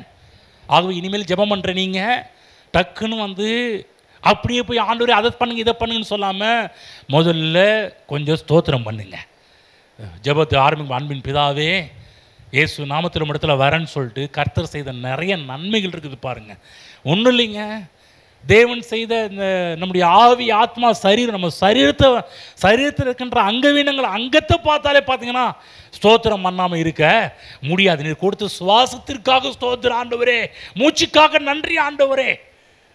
இதை வர்ணிச்சாலே பாருங்க, அவருக்கு ஸ்தோத்திரம் பண்ணாமல் இருக்க முடியாது. நல்ல மனதை கொடுத்திருக்கிறாரே, நல்ல ஆவியை கொடுத்திருக்கிறாரே, புது சிருஷ்டியாக மாற்றிருக்கிறாரே, நல்ல குடும்பத்தை கொடுத்திருக்கிறாரே. வீட்டில் இருக்கிற பொருளெல்லாம் கொஞ்சம் கண்ணை திருப்பி பார்த்தாலே போதும், கொஞ்சமாவது ஸ்தோத்திரம் வர ஆரம்பிச்சிடும். ஆகவே ஜெபம் பண்ணுற நீங்கள் நல்லா கவனிச்சுக்கணும், கொடுக்காம ஜெபத்துக்கு ரிசல்ட் வரவே வராது. சில பேர் சொல்லுவாங்க, அவர் கொடுக்கட்டுங்க அப்புறம் நான் ஸ்தோத்திரம் போடுறேன். இந்த கதைக்கெல்லாம் இந்த கதை ஒத்து வராது. நிறைய பேர் லாஜிக்கே தான், கொடுக்கட்டுங்க அப்புறம் சர்ச்சுக்கு வரேன், கொடுக்கட்டுங்க அப்புறம் பார்த்துக்கலாம், கொடுக்கட்டுங்க. இல்லை, கொடுத்தாதான் ப்ரேயருக்கு ரிசல்ட் வரும். கொடுக்காம ரிசல்ட் வரவே வராது. இதுவரை நீங்கள் ஜெபம் பண்ணுறீங்க, ஜெபத்திலையும் கொடுக்க வேண்டும். என்னத்தை கொடுக்க வேண்டும்? ஸ்தோத்திரத்தையும் நன்றியையும் கனத்தையும் புகழ்ச்சியையும் மகிமையையும் மரியாதையும் நாம் தேவனுக்கு நாம் கொடுக்க வேண்டும். ஆமென். எவ்வளோ பெரிய தேவைகள் இருந்தாலும் நீங்கள் இதை கண்டிப்பாகவே நீங்கள் கடைபிடித்தே ஆக வேண்டும். நீங்கள் கொடுத்தால் கொடுக்கப்படும் என்று சொல்லக்கூடியது மாறாத பிரமாணம். ஏன் கொடுக்கணும்? மூன்றாவது காரியம், நீங்கள் கொடுத்தால் ஒழிய தேவன் அதை உங்களுக்கு பெருக்கி தர முடியாது. நீங்கள் கொடுப்பதை தான் பெருக்கி தர முடியும். கவனிச்சிங்களா? நீ என்னத்தை கொடுக்குறீங்களோ அதை தான் பெருக்கி தர முடியும். நம்மிடம் என்ன இருக்கிறது என்பதை கண்டுபிடிக்கணும் பாருங்க. தேவன் அதை பெருக்கி தர வல்லவராக இருக்கிறார். நம்மள்கிட்ட இருக்கிறது தான், அதை கொடுத்தாதான். பைபிளை பார்க்குறோம், 5 அப்பம் 2 மீன். என்னைக்கு அந்த சின்ன பையன் எடுத்து தேவனுடைய கையில் கொடுத்தான் அந்த பையன், அதை தேவன் பெருக்கி தந்தார். எப்படி பெருக்கி தந்தார்? 5000 பேர், கிட்டத்தட்ட 20000 பேர் சாப்பிடக்கூடிய அளவுக்கு. மீதி 12 கூட நிறைய எடுத்தாங்க. அந்த 12 கூட யாருக்கு போச்சு அப்படின்னா, அவன் 5 அப்பத்தையும் 2 மீனையும் கொடுத்தான் பாருங்க அந்த பையன் வீட்டுக்கு தான் 12 கூடையும் போச்சு. நீ கொடுத்தியல்ல 5 அப்பம் 2 மீனை கொடுத்தியல்ல, பிடிச்சிக்கப்போ அந்த 12 கூடையை பிடிச்சிக்க. கவனமாக கேளுங்க தேவ பிள்ளைகளே, நீங்கள் கொடுப்பதை தான் தேவன் பெருக்கி தர முடியும். அனைவரும் வந்து பெருக்கத்தை எதிர்பார்க்கிறாங்க. ஆண்டு பெருக்கத்தின் தேவன் அல்லவாலாம் எதிர்பார்க்கிறாங்க. நல்லது, தப்பு கிடையாது. ஆனால் நீங்கள் கொடுக்காம எதை கொடுக்குறீங்களோ அதை தான் பெருக்கி தர முடியும். நாம் கொடுப்பதை வைத்து தான் கர்த்தர் அதை பெருக்கி தரக்கூடியவர். நான் சொல்கிற கொடுக்கலன்னா அங்கே ஒன்றும் நடக்க போகிறது கிடையாது. நல்லா புரிஞ்சிட்டிங்களா? நடக்கிறதே கிடையாது. அன்றைக்கி நினைக்கிறாங்க எல்லாமே கர்த்தர் கையில் இருக்குதுங்க, அவர் பார்த்துக்குவாருங்க. ஆனால் கர்த்தர் சொல்கிறாரு, நான் பார்த்துக்கிறதுப்பா, நீ முதல்ல விதைப்பா, விதைச்சாதான் உனக்கு வேலை நடக்கும், நீ கொடுத்தாதான் அதை பெருக்கி தர முடியும். அதுதான் விசுவாசத்தை கர்த்தர் கொடுத்துருக்கிறார். நம்ம கொடுக்கும் போதெல்லாம் விசுவாசத்தோடு விதைக்கிறோம். இப்போ தசம பாகம் காணிக்கை கொடுக்கும்போது அது ஃபெய்த் சீடு, விசுவாசத்தோடு விதைக்கிறோம். நிச்சயமாக கர்த்தர் அதை பெருக்கி தருவார் என்ற மிகப்பெரிய விசுவாசத்தோடு விதைக்கின்றோம். ஆகவேதான் விசுவாசத்தை நீங்கள் செயல்படுத்தக்கூடிய முக்கியமான ஒரு இடமே கொடுக்கின்ற இடம். வாழ்க்கையின் அடிப்படையே விசுவாசம்தான். விசுவாசம் இல்லாமல் தேவனிடத்தில் பிரியமாக இருக்க முடியாது. நான்காவது காரியம், ஏன் கொடுக்கணும் என்பதற்கு நான்காவது காரியம், நீங்கள் பணத்தை கொடுக்கும்போது உங்களையே நீங்கள் கொடுப்பது போல் இருக்கும். கவனமாக கேளுங்க, நீங்கள் என்னைக்கு கொடுக்குறீங்களோ இந்த கொடுக்குற காரியம் என்ன காமிக்குதுன்னா அது உங்களை கொடுப்பதாகும். நல்லா புரிஞ்சுக்கங்க. ஏன் கொடுக்குற அந்த பிரமாணத்தை தேவன் உருவாக்கி வச்சிருக்கிறார்னா உங்களையே நீங்கள் கொடுப்பதற்கு அடையாளமே நீங்கள் கொடுப்பது தான். கவனமாக கேளுங்க. இந்த பணத்தை கொடுக்கும்போது கூட ஏதோ நீங்கள் பணத்தை கொடுக்குறீங்கன்னு நினச்சிட்டு இருக்கிறீங்களா? கிடையாது, உங்களை நீங்கள் கொடுக்கிறீர்கள். பணத்தை கொடுக்கும்போது என்ன, பணத்தை நம்ம இறுக்கி பிடிச்சிருக்கும் போது நம்ம யாருக்கு நம்மளை கொடுத்துருவோம்? பணத்துக்கு நம்ம விற்றுருக்கிறோன்னு அர்த்தம். ஆனால் இந்த பணத்தை எடுத்து தேவ சமூகத்தில் கொடுக்கும்போது இப்போ புரிஞ்சு, ஆண்டவரே இந்த பணத்துக்கு நான் அடிமை கிடையாது, உங்களுக்கு நான் அடிமை. ஆமென். நமக்கு நம்மையே கொடுக்குறோம். கவனிங்க, இதற்காக தான், இந்த பணத்துக்காக தான். இப்போ இந்த பணத்தை கொடுக்கும்போது எப்படி நம்மை கொடுக்குறோம் என்பதற்கு ஒரு மிகப்பெரிய உதாரணங்கள் பார்த்திங்கன்னா, இந்த உலகத்தில் நம்ம பண்ணுற எல்லாமே பார்த்திங்கன்னா பணத்துக்காக தான் பண்ணிகிட்ருக்கோம் இல்லைங்களா? ஏன் படிக்கிறோம்? எதுக்காக ஸ்கூல் போனோம்? எதுக்காக காலேஜ் போனோம்? எதுக்காக அந்த சப்ஜெக்ட் இந்த சப்ஜெக்ட் எடுக்கிறோம்? அவங்களுக்கு பிளான் இருக்குது. இந்த வேலை முடிச்சேன், இந்த படிப்பு முடிச்சேனுமே இந்த வேலையில் சேரணும், அந்த வேலையில் சேரணும் இல்லைங்களா? எதுக்காக வேலையில் சேர்றோம்? பணத்துக்காக தான். எதுக்காக வீடு கட்டுறோம்? எதுக்காக வாங்குகிறோம்? எதுக்காக எல்லா காரியத்தையும் செய்கிறோம்? எல்லாம் பணம். அப்போ எல்லாவற்றிலும் பணம் அடங்கியிருக்குது. இந்த பணத்தை தேவ சமூகத்தில் கொடுக்கும்போது அங்கே என்னதை காமிக்கிறோம்? நம்மையே கொடுப்பதற்கு ஈக்குவல் தான் பணத்தை கொடுக்கின்ற ஒரு விஷயம். ஆமென். நீ புரிஞ்சுக்கிங்க. எதுக்காக இந்த தேவ சபையில் வந்து தசம பாகம் காணிக்கை கொடுக்கும்போது என்ன அர்த்தத்தில் கொடுக்குறோம்? ஆண்டவரே என்னையவே நான் கொடுக்குறேன். ஐந்தாவது காரியம், இயேசு நீங்கள் உங்களையே கொடுக்கும்போது கனித்தருகிறவர்களாக மாற்றுகிறார் அல்லது மாறுகிறீர்கள். உங்களை நீங்கள் கொடுக்கும்போது எப்படி கர்த்தர் மாற்றுகிறார் என்றால் கனித்தருகிறவர்களாக. எப்படி? ஐந்தாவதாக, இயேசு நீங்கள் உங்களே கொடுக்கும்போது கனித்தருகிறவர்களாக மாறுகிறீர்கள் சொல்லப்பட்ட ஒரு காரியம். நல்ல மரம் நல்ல கனிகளை தரும், கெட்ட மரம் கெட்ட கனிகளை கொடுக்கும் என்று போடப்பட்டிருக்குது இல்லையா? அப்போ என்ன அர்த்தம்? ஆண்டவர் சொல்கிறார் இல்லையா, நீங்கள் நீர்ப்பாய்ச்சலான தோட்டத்தை போலும் வற்றாத நீரூற்றை போலும் இருப்பீர்கள். கர்த்தருடைய வேதத்தில் பிரியமாயிருந்து அவருடைய வார்த்தையில் தியானமாக இருக்கிற மனுஷன் பாக்கியவான். அவன் எப்படிப்பட்ட மனிதன்? நீர்க்கால்கள் ஓரமாக தன் நடப்பட்டு தன் காலத்தில் தன் கனியை கொடுக்கின்ற இலையுதிராது இருக்கிற மரத்தை போல இருப்பான். அவன் செய்வது எல்லாம் வாய்க்கும். அப்போ கனிகள் கொடுக்க வேண்டும் என்றால் நம்ம வந்து கொடுக்கும்போது தான் கனித்தருகிறவர்களாய் மாறுகின்றோம். நீங்கள் செய்வது எல்லாம் வாய்க்கும். நீங்கள் அந்தந்த காலகட்டத்தில் அந்தந்த கனிகளை கொடுப்பீர்கள். ஆறாவதாக, நீங்கள் தாராளமாக சந்தோஷமாக கொடுக்கிறீர்களோ அதே அளவு அதே மாதிரி தான் கொடுக்கப்படும். பைபிள் கொடுங்கள் அப்பொழுது உங்களுக்கு கொடுக்கப்படும். அமுக்கி குலுக்கி சரிந்து விழும்படியாய் மனிதர்கள் நன்றாய் அளந்து உங்கள் மடியிலே போடுவார்கள். நீங்கள் கொடுக்கும்போது நடக்கிற ஒரு காரியம், தேவனும் அதே போல கொடுக்க ஆரம்பிப்பார். அமுக்கி குலுக்கி சரிந்து விழும்படியாக. பைபிளில் போடப்பட்டிருக்கு, எந்த அளவினால் அளக்கிறோமோ அதே அளவினால் நமக்கும் அளக்கப்படும். அப்போ என்ன அர்த்தம்? கொடுக்கும் அளவு அன்பின் அளவின்படி அளக்கப்படுகின்றது. அப்போ கர்த்தர் வந்து பணத்தை கலெக்ட் பண்ணுறதுக்காக கொடுங்கன்னு சொல்லல, இதை கொடுக்கும்போது நாம் கனி தருகிறவர்களாக மாறுகின்றோம். ஏழாவது காரியம், பணம் பணத்தை பிறப்பிக்கும். எதை விதைக்கிறீர்களோ அதை அறுப்பீர்கள். ஏன் கொடுக்கணும்? எதை விதைக்கிறீங்களோ அதை அறுப்பீங்க. கத்திரிக்காய் வேணும்னா கத்திரிக்காவை தான் விதைச்சா ஆகணும். தக்காளி வேணும்னா வெண்டைக்காய் வேணும்னா அதை விதைச்சாதான் அது வர ஆரம்பிக்கும். அப்போ பணத்தை கொடுக்கும்போது பகையாக இருப்போம். நீ புரியுது? அன்றைக்கி ஏன் சண்டை, ஏன் பிரச்சனை, ஏன் கஷ்டம், எதுக்காக இவ்வளோ பிரச்சனை நடந்திருக்குது, எல்லாவற்றையும் கொஞ்சம் சீர்தூக்கி நம்ம பார்த்தாலும் நம்ம எல்லாமே விதைத்த விதைகள் தான். அப்போ என்னென்னா, இதுவரை என்னதை பார்த்தோம்? 7 காரியங்களை பார்த்தோம் இல்லைங்களா? ஏன் நம்ம ஏன் கொடுக்கணும்? விவசாய நிலத்துக்கு கொடுக்குன்றான், நிலம் வந்து கொடுக்குது. ஜெபம் கூட கொடுப்பது தான். நீங்கள் கொடுத்தாலுடைய தேவனதை உங்களுக்கு பெருக்கி தர முடியாது. நீங்கள் பணத்தை கொடுக்கும்போது உங்களே கொடுப்பதை போல.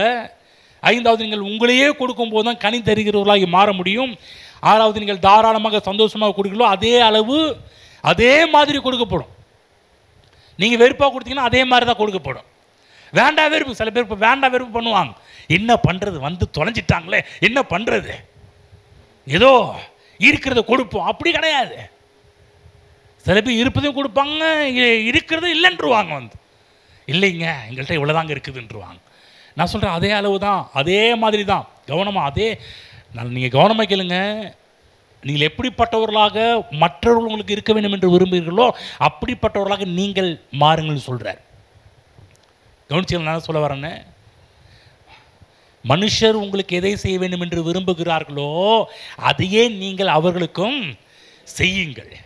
மனுஷர் உங்களுக்கு எப்படிப்பட்டவர்களாக இருக்க வேண்டும் என்று நீங்கள் விருப்பப்படுகிறீர்களோ அப்படிப்பட்டவர்களாக நீங்கள் மனிதர்களுக்கு முன்பாக இருங்கள். புரியுதா என்ன சொல்லணும்? உங்களுக்கு புரியுதா? யாராவது உங்களை மனிதர்கள் இந்த உலகத்தில் வந்து அவங்க எனக்கு இப்படிப்பட்டவங்களா இருக்கணுங்க, அதாவது என்ன சொல்கிறேன்னா, எனக்கு தகுந்த மாதிரி அவங்கள மாற சொல்லுங்கன்றதை காட்டிலும் அவங்க எப்படி உங்களுக்கு தகுந்த மாதிரி மாறணும்னு நீங்கள் விரும்புகிறீங்களோ அதுக்கு தகுந்த மாதிரி உங்களை நீங்கள் மாற்றிக்கொள்ளுங்கள் என்று கர்த்தர் சொல்கிறத பார்க்குறோம். அப்போ நம்ம கொடுக்கும்போது நடக்கின்ற ஒரு காரியம் என்ன, இடம் கொள்ளாமற் போகும் மட்டுமாய் ஆசீர்வாதத்தை கர்த்தர் நம் மீது வருஷிக்க பண்ணுவேன் என்பதாக தேவன் வாக்கு பண்ணியிருக்கின்றார். அப்போ ஏராளத்தின் தாராளத்தின் நிறைவின் வார்த்தைகளை தேவன் சொல்கிறார். சும்மா ஷார்ட்டேஜ் இதெல்லாம் சொல்கிறது கிடையாது. வானத்தின் பலகணிகளை திறந்து இடம் கொள்ளாமல் போகும் மட்டுமாக தசம பாகத்தை நாம் கர்த்தரிடம் கொடுக்கும்போது, தேவ சமூகத்தில் விதைக்கும் போது பார்த்தீங்கன்னா ஏராளமான நன்மைகள் கர்த்தர் வந்து நம்முடைய வாழ்க்கையில் வந்து நாம் நினைப்பதற்கும் வேண்டிக் கொள்வதற்கும் அதிகமாக செய்வதை பார்க்கின்றோம். தேவன் நிறைவின் தேவனாக இருக்கிறார். உங்கள் எதிர்காலத்தை கர்த்தர் எங்கே அடைக்க வச்சிருக்கிறார் என்றால் தசமபாகம் என்ற ஒரு பிரமாணத்தில் கர்த்தர் அடைக்க வச்சிருக்கிறார். அப்போ ஆசீர்வாதம் தனியாக கிடையாது, தேவன் ஆசீர்வாதத்தை இங்கு கனெக்ட் பண்ணி வச்சிருக்கிறார். இது இல்லாமல் முடியவே முடியாதுப்பா அப்படின்றார். ஆகவே இதை பற்றி நம்ம இன்னும் கொஞ்சம் அதிகமாக பார்க்கணும். விதைப்பருப்பை பற்றி இன்னும் கொஞ்சம் அதிகமாக, இன்னும் கொஞ்சம் தெளிவு, இன்னும் கொஞ்சம் நம்ம அதிகமாக பார்ப்போம். அப்போ தேவன் நம்முடைய வாழ்க்கையில் கொடுத்துருக்கிற எல்லாமே ஒரு விதையை போல தான் கொடுத்துருக்கிறார். எல்லாரும் சொல்லுவோம் எல்லாமே விதை, சொல்லுங்க எல்லாமே விதை. ஆமென். அப்போ நம்முடைய எதிர்காலம் எங்கே இருக்குது? நம்ம விதையாக என்றைக்கு நாம் எல்லாவற்றையும் பார்க்க ஆரம்பிக்கிறோமோ அதில் தான் நம்முடைய எதிர்காலமே இருக்குது. நான் சொல்கிறேன், நம்முடைய வருமானம் ஒரு விதை, நம்முடைய அன்பு ஒரு விதை, நேரம் ஒரு விதை, இன்னொன்று சொல்கிறீங்களா பொறுமை என்பது ஒரு விதை தான். சில காரியத்தில் வெயிட் பண்ணுவோம் பாருங்க. இந்த பொறுமையாக இருக்கிறவங்க வீக்கான ஆட்கள் கிடையாது. பொறுமையாக இருக்கிறவங்க விதைச்சிட்டு இருக்கிறாங்கன்னு அர்த்தம். வந்து இரக்கம் காண்பிப்பதும் ஒரு விதை, நன்மை செய்வதும் ஒரு விதை, ஜெபமும் ஒரு விதை, நன்றி செலுத்துறதும் ஒரு விதை. இப்படி சொல்லிகிட்டே போகலாம். இந்த பூமியிலே நாம் செய்கின்ற எல்லாமே ஒரு விதை தான். ஆமென். நான் சொல்கிறேன், இந்த விதையை ஏன் கொடுக்கணும்? இந்த 7 காரியத்தை நீங்கள் ரிவிஷன் பண்ணி பாருங்கள், கண்டிப்பாக நீங்கள் விதைக்க ஆரம்பித்து விடுவீர்கள். வேதத்தில் 12 வருட பெரும்பாடு உள்ள ஒரு பெண்மணி இருக்கிறா பாருங்க. இந்த பெண்மணி 12 வருஷம் பெரும்பாடு. யோசிச்சு பாருங்க, உதிரத்தின் ஊரல் நிற்கல, வந்துக்கிட்டே இருக்குது, அனிமிக் ஆகிட்டா, பார்க்காத டாக்டர் இல்லை, போகாத மருத்துவமனை கிடையாது, பணத்தெல்லாம் அதில் செலவழித்து சற்றாகிலும் குணமடையாமல் கிறிஸ்துவை குறித்து கேள்விப்பட்டு உள்ளத்தில் ஒரு உறுதி எடுக்கிறா. என்ன சொல்கிறான்னா, நான் அவருடைய வஸ்திரத்தை தொட்டால் சொஸ்தமாவேன் என்று சொல்லி. அப்போ என்ன, இவளுக்கு இருக்கின்ற விதை என்ன? மனதில் இருக்கக்கூடிய ஒரு உறுதி. உலகத்தில் சொல்கிறாங்க மனதில் உறுதி வேணும்னு சொல்கிறாங்க பார்த்தீங்களா? நான் சொல்கிறேன், அந்த உறுதி இங்கே இருக்கிற ஒவ்வொருவருக்கும் வேணும். மனதில் ஒரு உறுதி வேணும். இங்கே வந்துரு கர்த்தர் நிச்சயமாக செய்வாருங்க. என்னை வெட்கப்படுத்த மாட்டார், என்னை அம்பன் விட்டுற மாட்டார், என்னை கைவிட மாட்டார். நான் ஜெபித்ததுக்கு நான் பதிலை நான் பெற்றுக்கொள்வேன். மனதில் உறுதி வேணும். எங்கிருந்து? தேவனுடைய வார்த்தையிலிருந்து உறுதி வேணும். கர்த்தர் சொல்லிட்டாருங்க, வஸ்திரத்தின் ஓரத்தைகளும் தொட்டால் சுத்தமாவேன் என்று சொல்லி சொல்லுங்க. மனதில் ஒரு உறுதி சொல்லுங்க. அப்ப அது என்ன? ஒரு விதை. நான் சொல்ற உறுதியாக இருப்பதே ஒரு விதை. சில பேர் விட்டுருவாங்க பாருங்க. ஒரு ஞாயிற்றுக்கிழமை வருவாங்க, அடுத்த ஞாயிற்றுக்கிழமை விட்டுருவாங்க, அடுத்த ஞாயிற்றுக்கிழமை வருவாங்க, அது ஞாயிற்றுக்கிழமை விட்டுருவாங்க. இல்லை, உறுதி. என்னதான் ஆனாலும் நான் அவரை விட மாட்டேன், என்னதான் பிரச்சனை வந்தாலும் நான் அவரை விட மாட்டேன், என்னதான் கஷ்டம் வந்தாலும் நான் அவரை விட மாட்டேன், அவரை பிடித்துக் கொள்வேன். அப்போ பாருங்க, அப்போ விதை என்பது உங்களுடைய எதிர்கால நன்மைகளை காண்பிக்கின்ற ஒரு அற்புதமான ஒரு காரியம். சொல்லுங்க, மனதில் உறுதி வேண்டும். ஆமென். சொல்றது உங்களுக்கு புரியுதுங்களா? தாவீது கோலியாத்து சம்பவத்தை எடுத்து பார்த்தீங்கன்னா, அங்கு தாவீது பாருங்க கோலியாத்தை சுலபமாக மேற்கொண்டார். எப்படி மேற்கொண்டார் தெரியுங்களா? அவருக்கு இருந்த ஒரு சின்ன திறமை. என்ன திறமை? கவன் வீசுகின்ற ஒரு திறமை, ஒரு பொட்டென்ஷியல், ஒரு ஆற்றல். அவருக்கு இருந்த ஒரு விதமான திறமை. கரெக்டாக சுற்றி அடி சுண்டிவில் அடிக்கிறதுல மிகப்பெரிய ஒரு தேர்ச்சி பெற்றவர். நான் சொல்கிறேன், அந்த மாதிரிலாம் இங்கே இருக்க நிறைய பேருக்கு சில திறமைகள் இருக்குது. அதை கண்டுபிடிச்சாலே போதும். உங்களுக்குள்ளே இருக்க என்ன திறமைகள் இருக்கிறது கண்டுபிடிச்சாலே போதும். அந்த திறமையை வச்சு நீங்கள் மேலே வர முடியும். நான் ஒரு காலகட்டத்தில் கண்டுபிடிச்சேன். எனக்குள்ளே இருக்கிற திறமையெல்லாம் கண்டுபிடிக்க ஆரம்பித்தேன். சின்ன வயசு காலகட்டங்களிலே பாருங்கள், எனக்குள்ளே என்ன திறமை இருக்குது அதெல்லாம் கண்டுபிடிச்சி அதை ஆப்ரேட் பண்ண ஆரம்பித்தேன், செயல்படுத்த ஆரம்பித்தேன். நான் சொல்கிறேன், அந்த திறமை தான் என்னை இந்த லெவலுக்கு கொண்டு வந்து விட்டுருக்கிறது. அப்போ தாவீதுக்கு இருந்த சின்ன அந்த காரியம் பெரிய காரியத்தை செய்ய வச்சதை நம்ம பார்க்குறோம். அவனுக்குள்ள திறமை. அப்போ திறமை என்பது நமக்குள்ளாக தேவன் கொடுத்த ஒரு விதை. நான் சொல்ல, இங்கே இருக்கிற எல்லாருக்கும் கர்த்தர் திறமையை கொடுத்திருக்கிறார். திறமை இல்லாத ஆட்கள் என்று இங்கே யாரும் உட்காரவில்லை. இங்கே இருக்கிற எல்லாருக்குள்ளேயும் திறமை இருக்கிறது. திறமை இருக்குதா? என்னங்க ஒரு சிலர் சொல்கிறீங்க, மற்றவங்கெல்லாம் இல்லையா? யாராவது இல்லைன்றீங்களா? எனக்குள்ள ஒரு திறமை கூட இல்லைன்றீங்களா? இல்லைன்றீங்க. யாராவது சொல்ல முடியுமா? சொல்ல முடியவே. சில பேர் தூக்க கலக்கத்தில் இருக்கிறீங்களா? என்ன சொல்கிறாருன்னே தெரியல. என்னமோ இல்லை, இருக்குது, என்னமோ சொல்கிற மாதிரி தெரியுது. எனக்கு திறமை இருக்குதா? அதை கண்டுபிடிங்க. என்ன திறமை இருக்குன்னு கண்டுபிடிங்க. கண்டுபிடிச்சி அதை டெவலப் பண்ணுங்க. ஆகவே தான் பாருங்க, இந்த திறமை தான் தாவீதை ராஜாவாக்கக்கூடிய அளவுக்கு கொண்டு போனதே அவனுக்குள்ளே இருக்கிற திறமை தான். யாருக்கு தெரியும்? உங்களுக்குள்ள இருக்கிற திறமையில நீங்கள் டெவலப் பண்ண ஆரம்பிச்சிங்கன்னா இந்த சேலம் பட்டணத்தில் சாதாரண ஆளாகவே நீங்கள் இருக்கவே முடியாது. எழுதியே வச்சுக்கிங்க. இங்கே இருக்கிற யாருமே சொல்லுங்க, எல்லாரையும் சொல்கிறேன், உங்களுக்குள்ள இருக்கிற திறமையை கண்டுபிடிச்சி நீங்கள் சாதாரணமான ஒரு ஆளாகவே இருக்க முடியாது. தாவீது எப்படி உயர் பதவி அடைந்தானோ அந்த பதவிக்கு நேராக நீங்கள் செல்ல முடியும். அப்போ என்னன்னா, அவன் எதிர்காலம் எங்கே நிர்ணயிக்கப்பட்டது? அந்த 12 வருஷம் பெரும்பாலுள்ள ஸ்திரீக்கு எதிர்காலம் எங்கே நிர்ணயிக்கப்பட்டுச்சு? மனதில் உறுதி. இந்த தாவீதுக்கு அவன் எதிர்காலம் எங்கே நிர்ணயிக்கப்பட்டுச்சு? அவனுக்குள்ள திறமையை கண்டுபிடிச்சி வளர்த்தது. நீ நிறைய விசுவாசிங்க விட்டுடுறாங்க. ஞாயிற்றுக்கிழமை ஒரு நாள் மட்டும் சர்ச்சுக்கு வரதுனால அப்படியே என்ன பண்ணிடுறாங்கன்னு திறமையை கண்டுபிடிக்கிறதே கிடையாது. நான் சொல்ல, உங்களுக்குள்ள ஒரு திறமையை கண்டுபிடிங்கள். நீங்கள் ஒன்றும் இல்லாமல் யாரும் இங்கு வரவில்லை. ஆகவே உங்களுக்குள்ள இருக்கிற திறமையை கண்டுபிடித்து அவைகளை உபயோகப்படுத்துங்கள். ஏதாவது சொல்லுங்க, நாங்கள் ஒன்றும் இல்லாமலாம் இங்கே வரலைங்க. ஒருவேளை உங்கள் பேங்க்கு காலியாக இருக்கலாம், உங்கள் பீரோ காலியாக இருக்கலாம், கிச்சன் காலியாக இருக்கலாம், ஆனால் நீங்கள் காலியான ஆள் இல்லைங்க. பக்கத்தில் சொல்லுங்க, எங்கள் பேங்க் காலியாக இருந்தாலும் நாங்கள் காலியான ஆள் கிடையாதுங்க. ஆமென். ஃபீல் பண்ணாதீங்க. இல்லைங்க, ஒன்றும் இல்லைங்க, வீட்டில் ஒன்றும் இல்லைங்க, சுருக்கு பையிலையும் ஒன்றும் இல்லைங்க, மணி பர்ஸ்லையும் ஒன்றும் இல்லைங்க, பீரோலையும் ஒன்றும் இல்லைங்க, லாக்கர்லையும் ஒன்றும் இல்லைங்க, பேங்க்லேயும் ஒன்றும் இல்லைங்க. கவலைப்படாதீங்க, எல்லா இடத்துலையும் ஒன்றும் இல்லை. ஆனால் உங்கள்கிட்ட ஒன்றும் இல்லை நீங்கள் சொல்லிடாதீங்க. அது இல்லை, இதில் என்கிட்ட ஒன்றுமே இல்லை, அதை மட்டும் சொல்லு. அது அங்கெல்லாம் எங்கெல்லாம் சொல்கிறீங்களா, அதோடு நிப்பாட்டிக்கிங்க. என்கிட்ட ஒன்றுமே இல்லை பாருங்க அப்படின்வாங்க. இல்லைங்க, அந்த வார்த்தையை சொல்லாதீங்க. இனிமேல் என்கிட்ட ஒன்றுமே இல்லைன்னு வார்த்தையை சொல்லக்கூடாது. பேங்க்கில் காலியாக இருக்கலாம், ஆனால் நீங்கள் காலி இல்லை, நீங்கள் எம்டி கிடையாது. உங்களுக்குள்ள கர்த்தர் திறமைகளையும் தாழ்ந்துகளையும் கர்த்தர் கொடுத்துருக்கிறார். பாருங்க, பூமியை பார்த்தீங்கன்னா உற்பத்தி பண்ணக்கூடிய ஒரு காரியம். பூமி என்ன எதிர்பார்க்கிறது? நீங்கள் விதைச்சிங்கன்னா அது உங்களுக்கு நிறைய காரியத்தை கொடுப்பேன்னு பூமி சொல்லிக்கிட்டு இருக்குது. உங்களுக்கு யாரும் இல்லை நீங்கள் ஃபீல் பண்ணியிருக்காதீங்க, எனக்கு படிப்பு இல்லைன்னு ஃபீல் பண்ணியிருக்காதீங்க. அப்படிப்பட்ட காரியத்தெல்லாம் இங்கே இருக்கிற ஒருவரும் சொல்லாதிருக்க கடவர்கள். ஆமென். இப்படி சொல்லி சொல்லியே வாழ்க்கை வீணடிச்சவங்க எவ்வளோ பேர் உங்கள்கிட்ட என்ன இருக்குது அதை கண்டுபிடிங்க. வேதத்தில் இந்த சம்பவத்தை வச்சு தான் நிறைய நம்ம பேச போகிறோம் வரக்கூடிய நாட்களில்.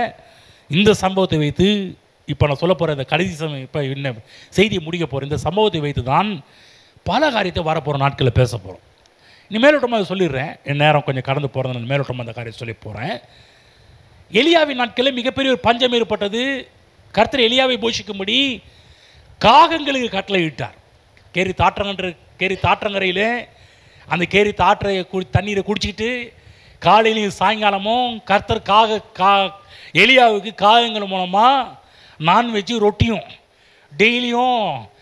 ஊரே பஞ்சம். நம்ம எலியா மட்டும் பார்த்தீங்கன்னா டெய்லியும் பார்த்தீங்கன்னா 5 ஸ்டார் ஹோட்டல் சாப்பிட்டுட்டு இருக்கிறாரு. கொடுக்காத காக்காவை கர்த்தர் கொடுக்கும்படி கர்த்தர் பண்ணி எவ்வளோ வேலைலாம் கர்த்தர் பண்ணுறாரு பாருங்க. பைபிளில் போட்டு கேரியத்தில் கொஞ்சம் தண்ணி வெட்டுன்னு பிற்பாடு கர்த்தர் இந்த பஞ்ச காலகட்டத்தில் ஒரு விதவையின் வீட்டிற்கு கர்த்தர் எலியாவை அனுப்புகிறார். நீ நினைக்கலாம், நாங்கள் ஒரு இருந்திருந்தும் போயும் ஒரு விதவை வீட்டுக்கா கர்த்தர் எலியாவை அனுப்புகிறாரு? அங்கே பார்த்தீங்கன்னா சுச்சுவேஷனே ரொம்ப பேடாக இருக்குது.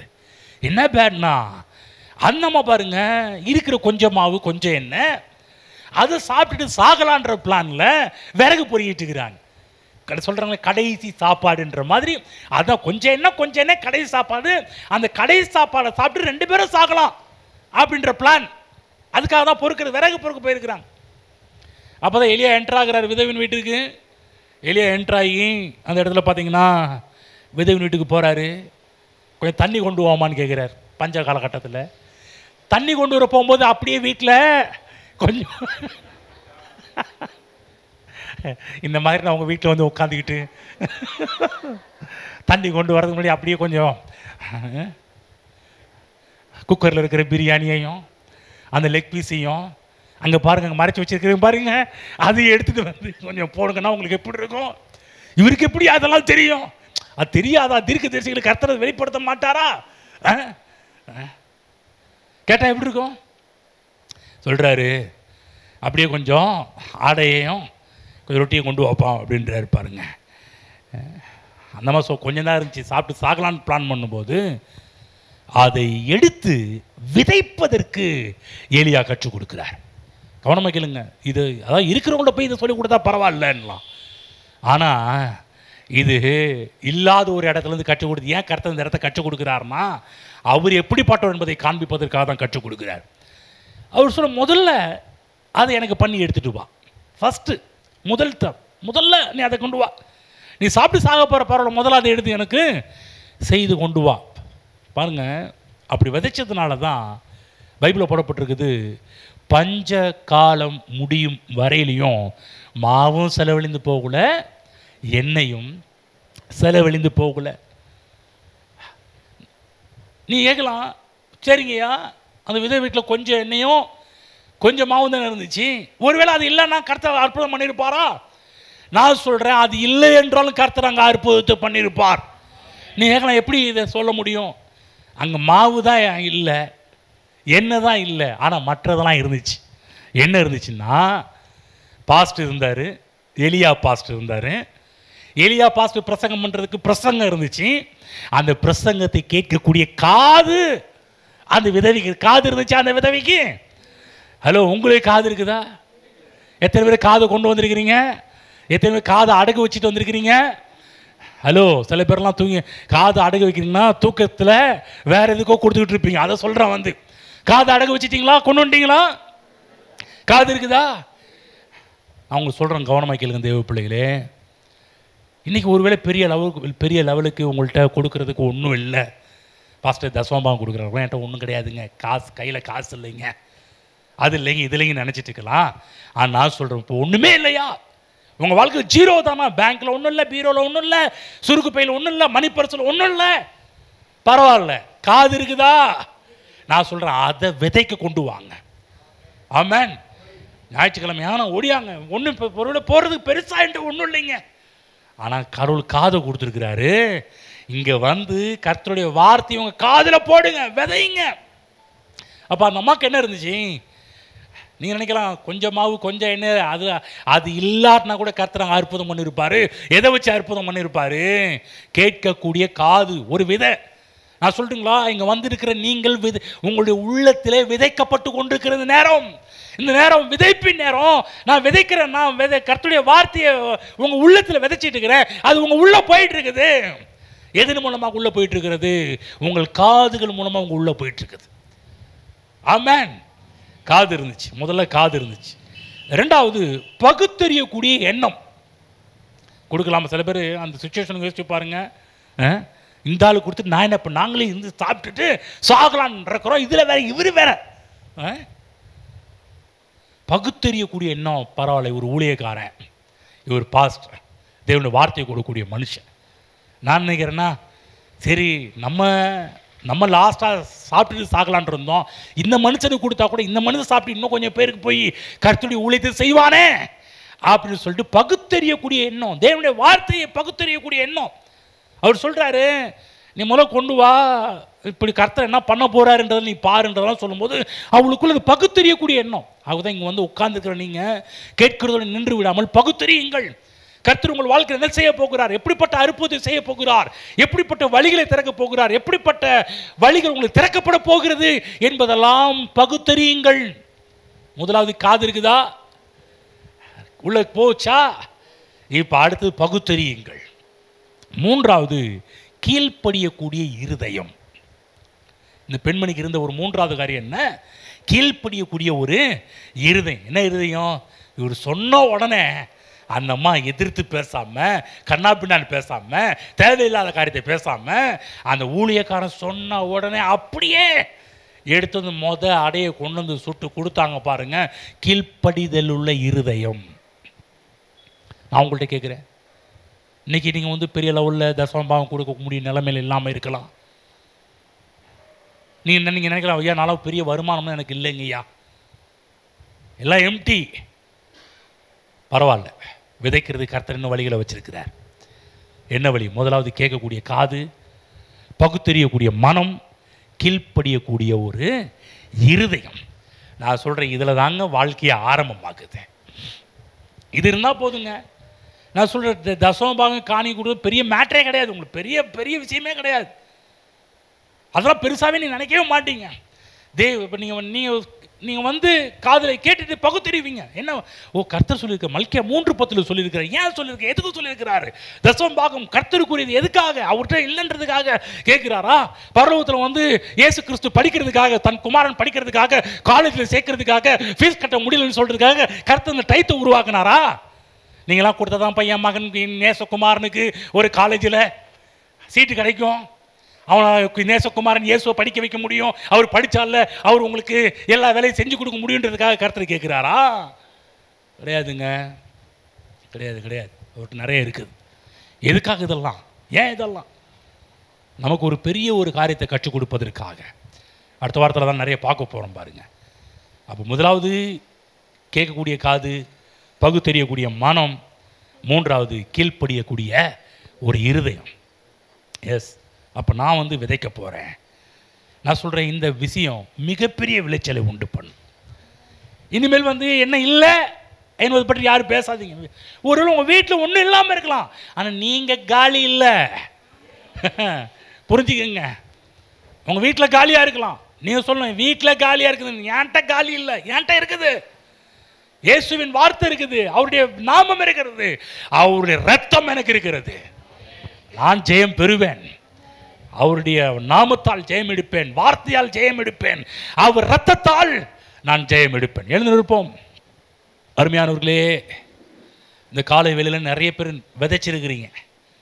நான் சொல்ல, இந்த லெவலுக்கு நீங்கள் இறங்கி, இந்த லெவலுக்கு யார் வரீங்களோ, நான் சொல்கிறேன், அவங்களுடைய எதிர்காலம் இப்போ இருக்கிற மாதிரி உங்கள் எதிர்காலம் இருக்கவே இருக்காது. அது வேறு மாதிரி தான் அந்த எதிர்காலம் உங்களுக்கு இருக்க ஆரம்பிக்கும்.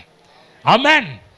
ஃபீல் பண்ணாதீங்க, பெரிய அளவுக்கு கொடுக்குற அளவுக்கு வேண்டாம், ஒன்றும் இல்லைங்க. ரைட், பரவாயில்ல. நான் கேட்குற காது இருக்குதா, மைண்ட் இருக்குதா, இருதயம் இருக்குதா, அப்போ ஓகே. வழி கிளியர், ரூட் கிளியர் ஆச்சுன்னு அர்த்தம். இதோட நின்றாதீங்க. அதுக்கு அடுத்த ஸ்டெப் என்ன? தேவனுடைய வார்த்தை கீழ்ப்படியக்கூடியது. அன்னைக்கு சொல்லியிருக்கிறீரே மல்கியா 3:10 பண்டசாலையில் ஆகாரம் உண்டாயிருக்கும் தசம பாகத்தில் கொண்டு வான்னு சொல்லியிருக்கிறீங்களே, என் நல்வாழ்வுக்காக எனக்கு ஆகாரம் உண்டாயிருப்பதற்காக கொண்டு வர போகிறேன். யாருக்கு? எனக்கு ஆகாரம் உண்டாயிருக்கும்படி, பண்டகசாலையில் உங்களுக்கு ஆகாரம் உண்டாயிருக்கும்படி. ஆமென். கர்த்தர் சொல்ல, இடம் கொள்ளாமல் போக மட்டும் ஆசீர்வாதத்தை உங்கள் மீது வருஷிப்பேன். நிச்சயம் அது உங்கள் வாழ்க்கையில் நடக்கும். கர்த்தர் கொடுத்த வார்த்தைகளுக்காக நன்றி செலுத்துவோம். ஹல்லேலூயா, ஹல்லேலூயா. ஸ்தோத்திரம் ஆண்டவரே. துதிக்கக்கூடிய ஒரு உள்ளத்தை கொடுத்தீரே, நன்றி செலுத்தக்கூடிய ஒரு நாவுகளை கர்த்தர் கொடுத்திருக்கிறீரே, உம்மை நினைக்கக்கூடிய, உம்மை தியானிக்கக்கூடிய ஒரு மனதை கர்த்தர் கொடுத்திருக்கிறீரே, சிந்தையை கர்த்தர் கொடுத்திருக்கிறீரே, யோசனையை கர்த்தர் கொடுத்திருக்கிறீரே. நன்றி ஆண்டவரே, நன்றி அப்பா. உம்மை துதிக்கிறோம் கர்த்தாவே. ஹல்லேலூயா, ஹல்லேலூயா. ஸ்தோத்திரம், ஸ்தோத்திரம், ஸ்தோத்திரம் ஆண்டவரே. எங்கள் அன்பின் பரலோக பிதாவே, கர்த்தராகிய இயேசு கிறிஸ்து நாமத்தில் நம்முடைய சமூகத்தில் இருக்கிறோம். அப்பா, இன்றைக்கு நீர் எங்களோடு பேசணும்படியாக எங்கள் கண்களை திறந்தபடியாக நாங்கள் நன்றி செலுத்துகிறோம். இங்கே வந்திருக்கிற எல்லாரையும் கர்த்தராகிய இயேசு கிறிஸ்து நாமத்தில் ஆசீர்வதிக்கின்றேன். உம்முடைய ஆசீர்வாதத்தின் கரம் உடைய பிள்ளைகளோடு கூட நடத்தப்படுவதாக. இன்றைக்கு கேட்ட வார்த்தையின் பிரகாரமாகவே நீரே என் ஆதாரம் என்று வாழ கற்றுக்கொள்ளட்டும் ஆண்டவரே. அதே போல் கொடுங்கள் அப்பொழுது கொடுக்கப்படும் என்று சொல்லப்பட்ட வார்த்தையின்படி கொடுக்கிற ஒரு மக்களாக இங்கே இருக்கிற ஒவ்வொருவரும் மாறட்டும்.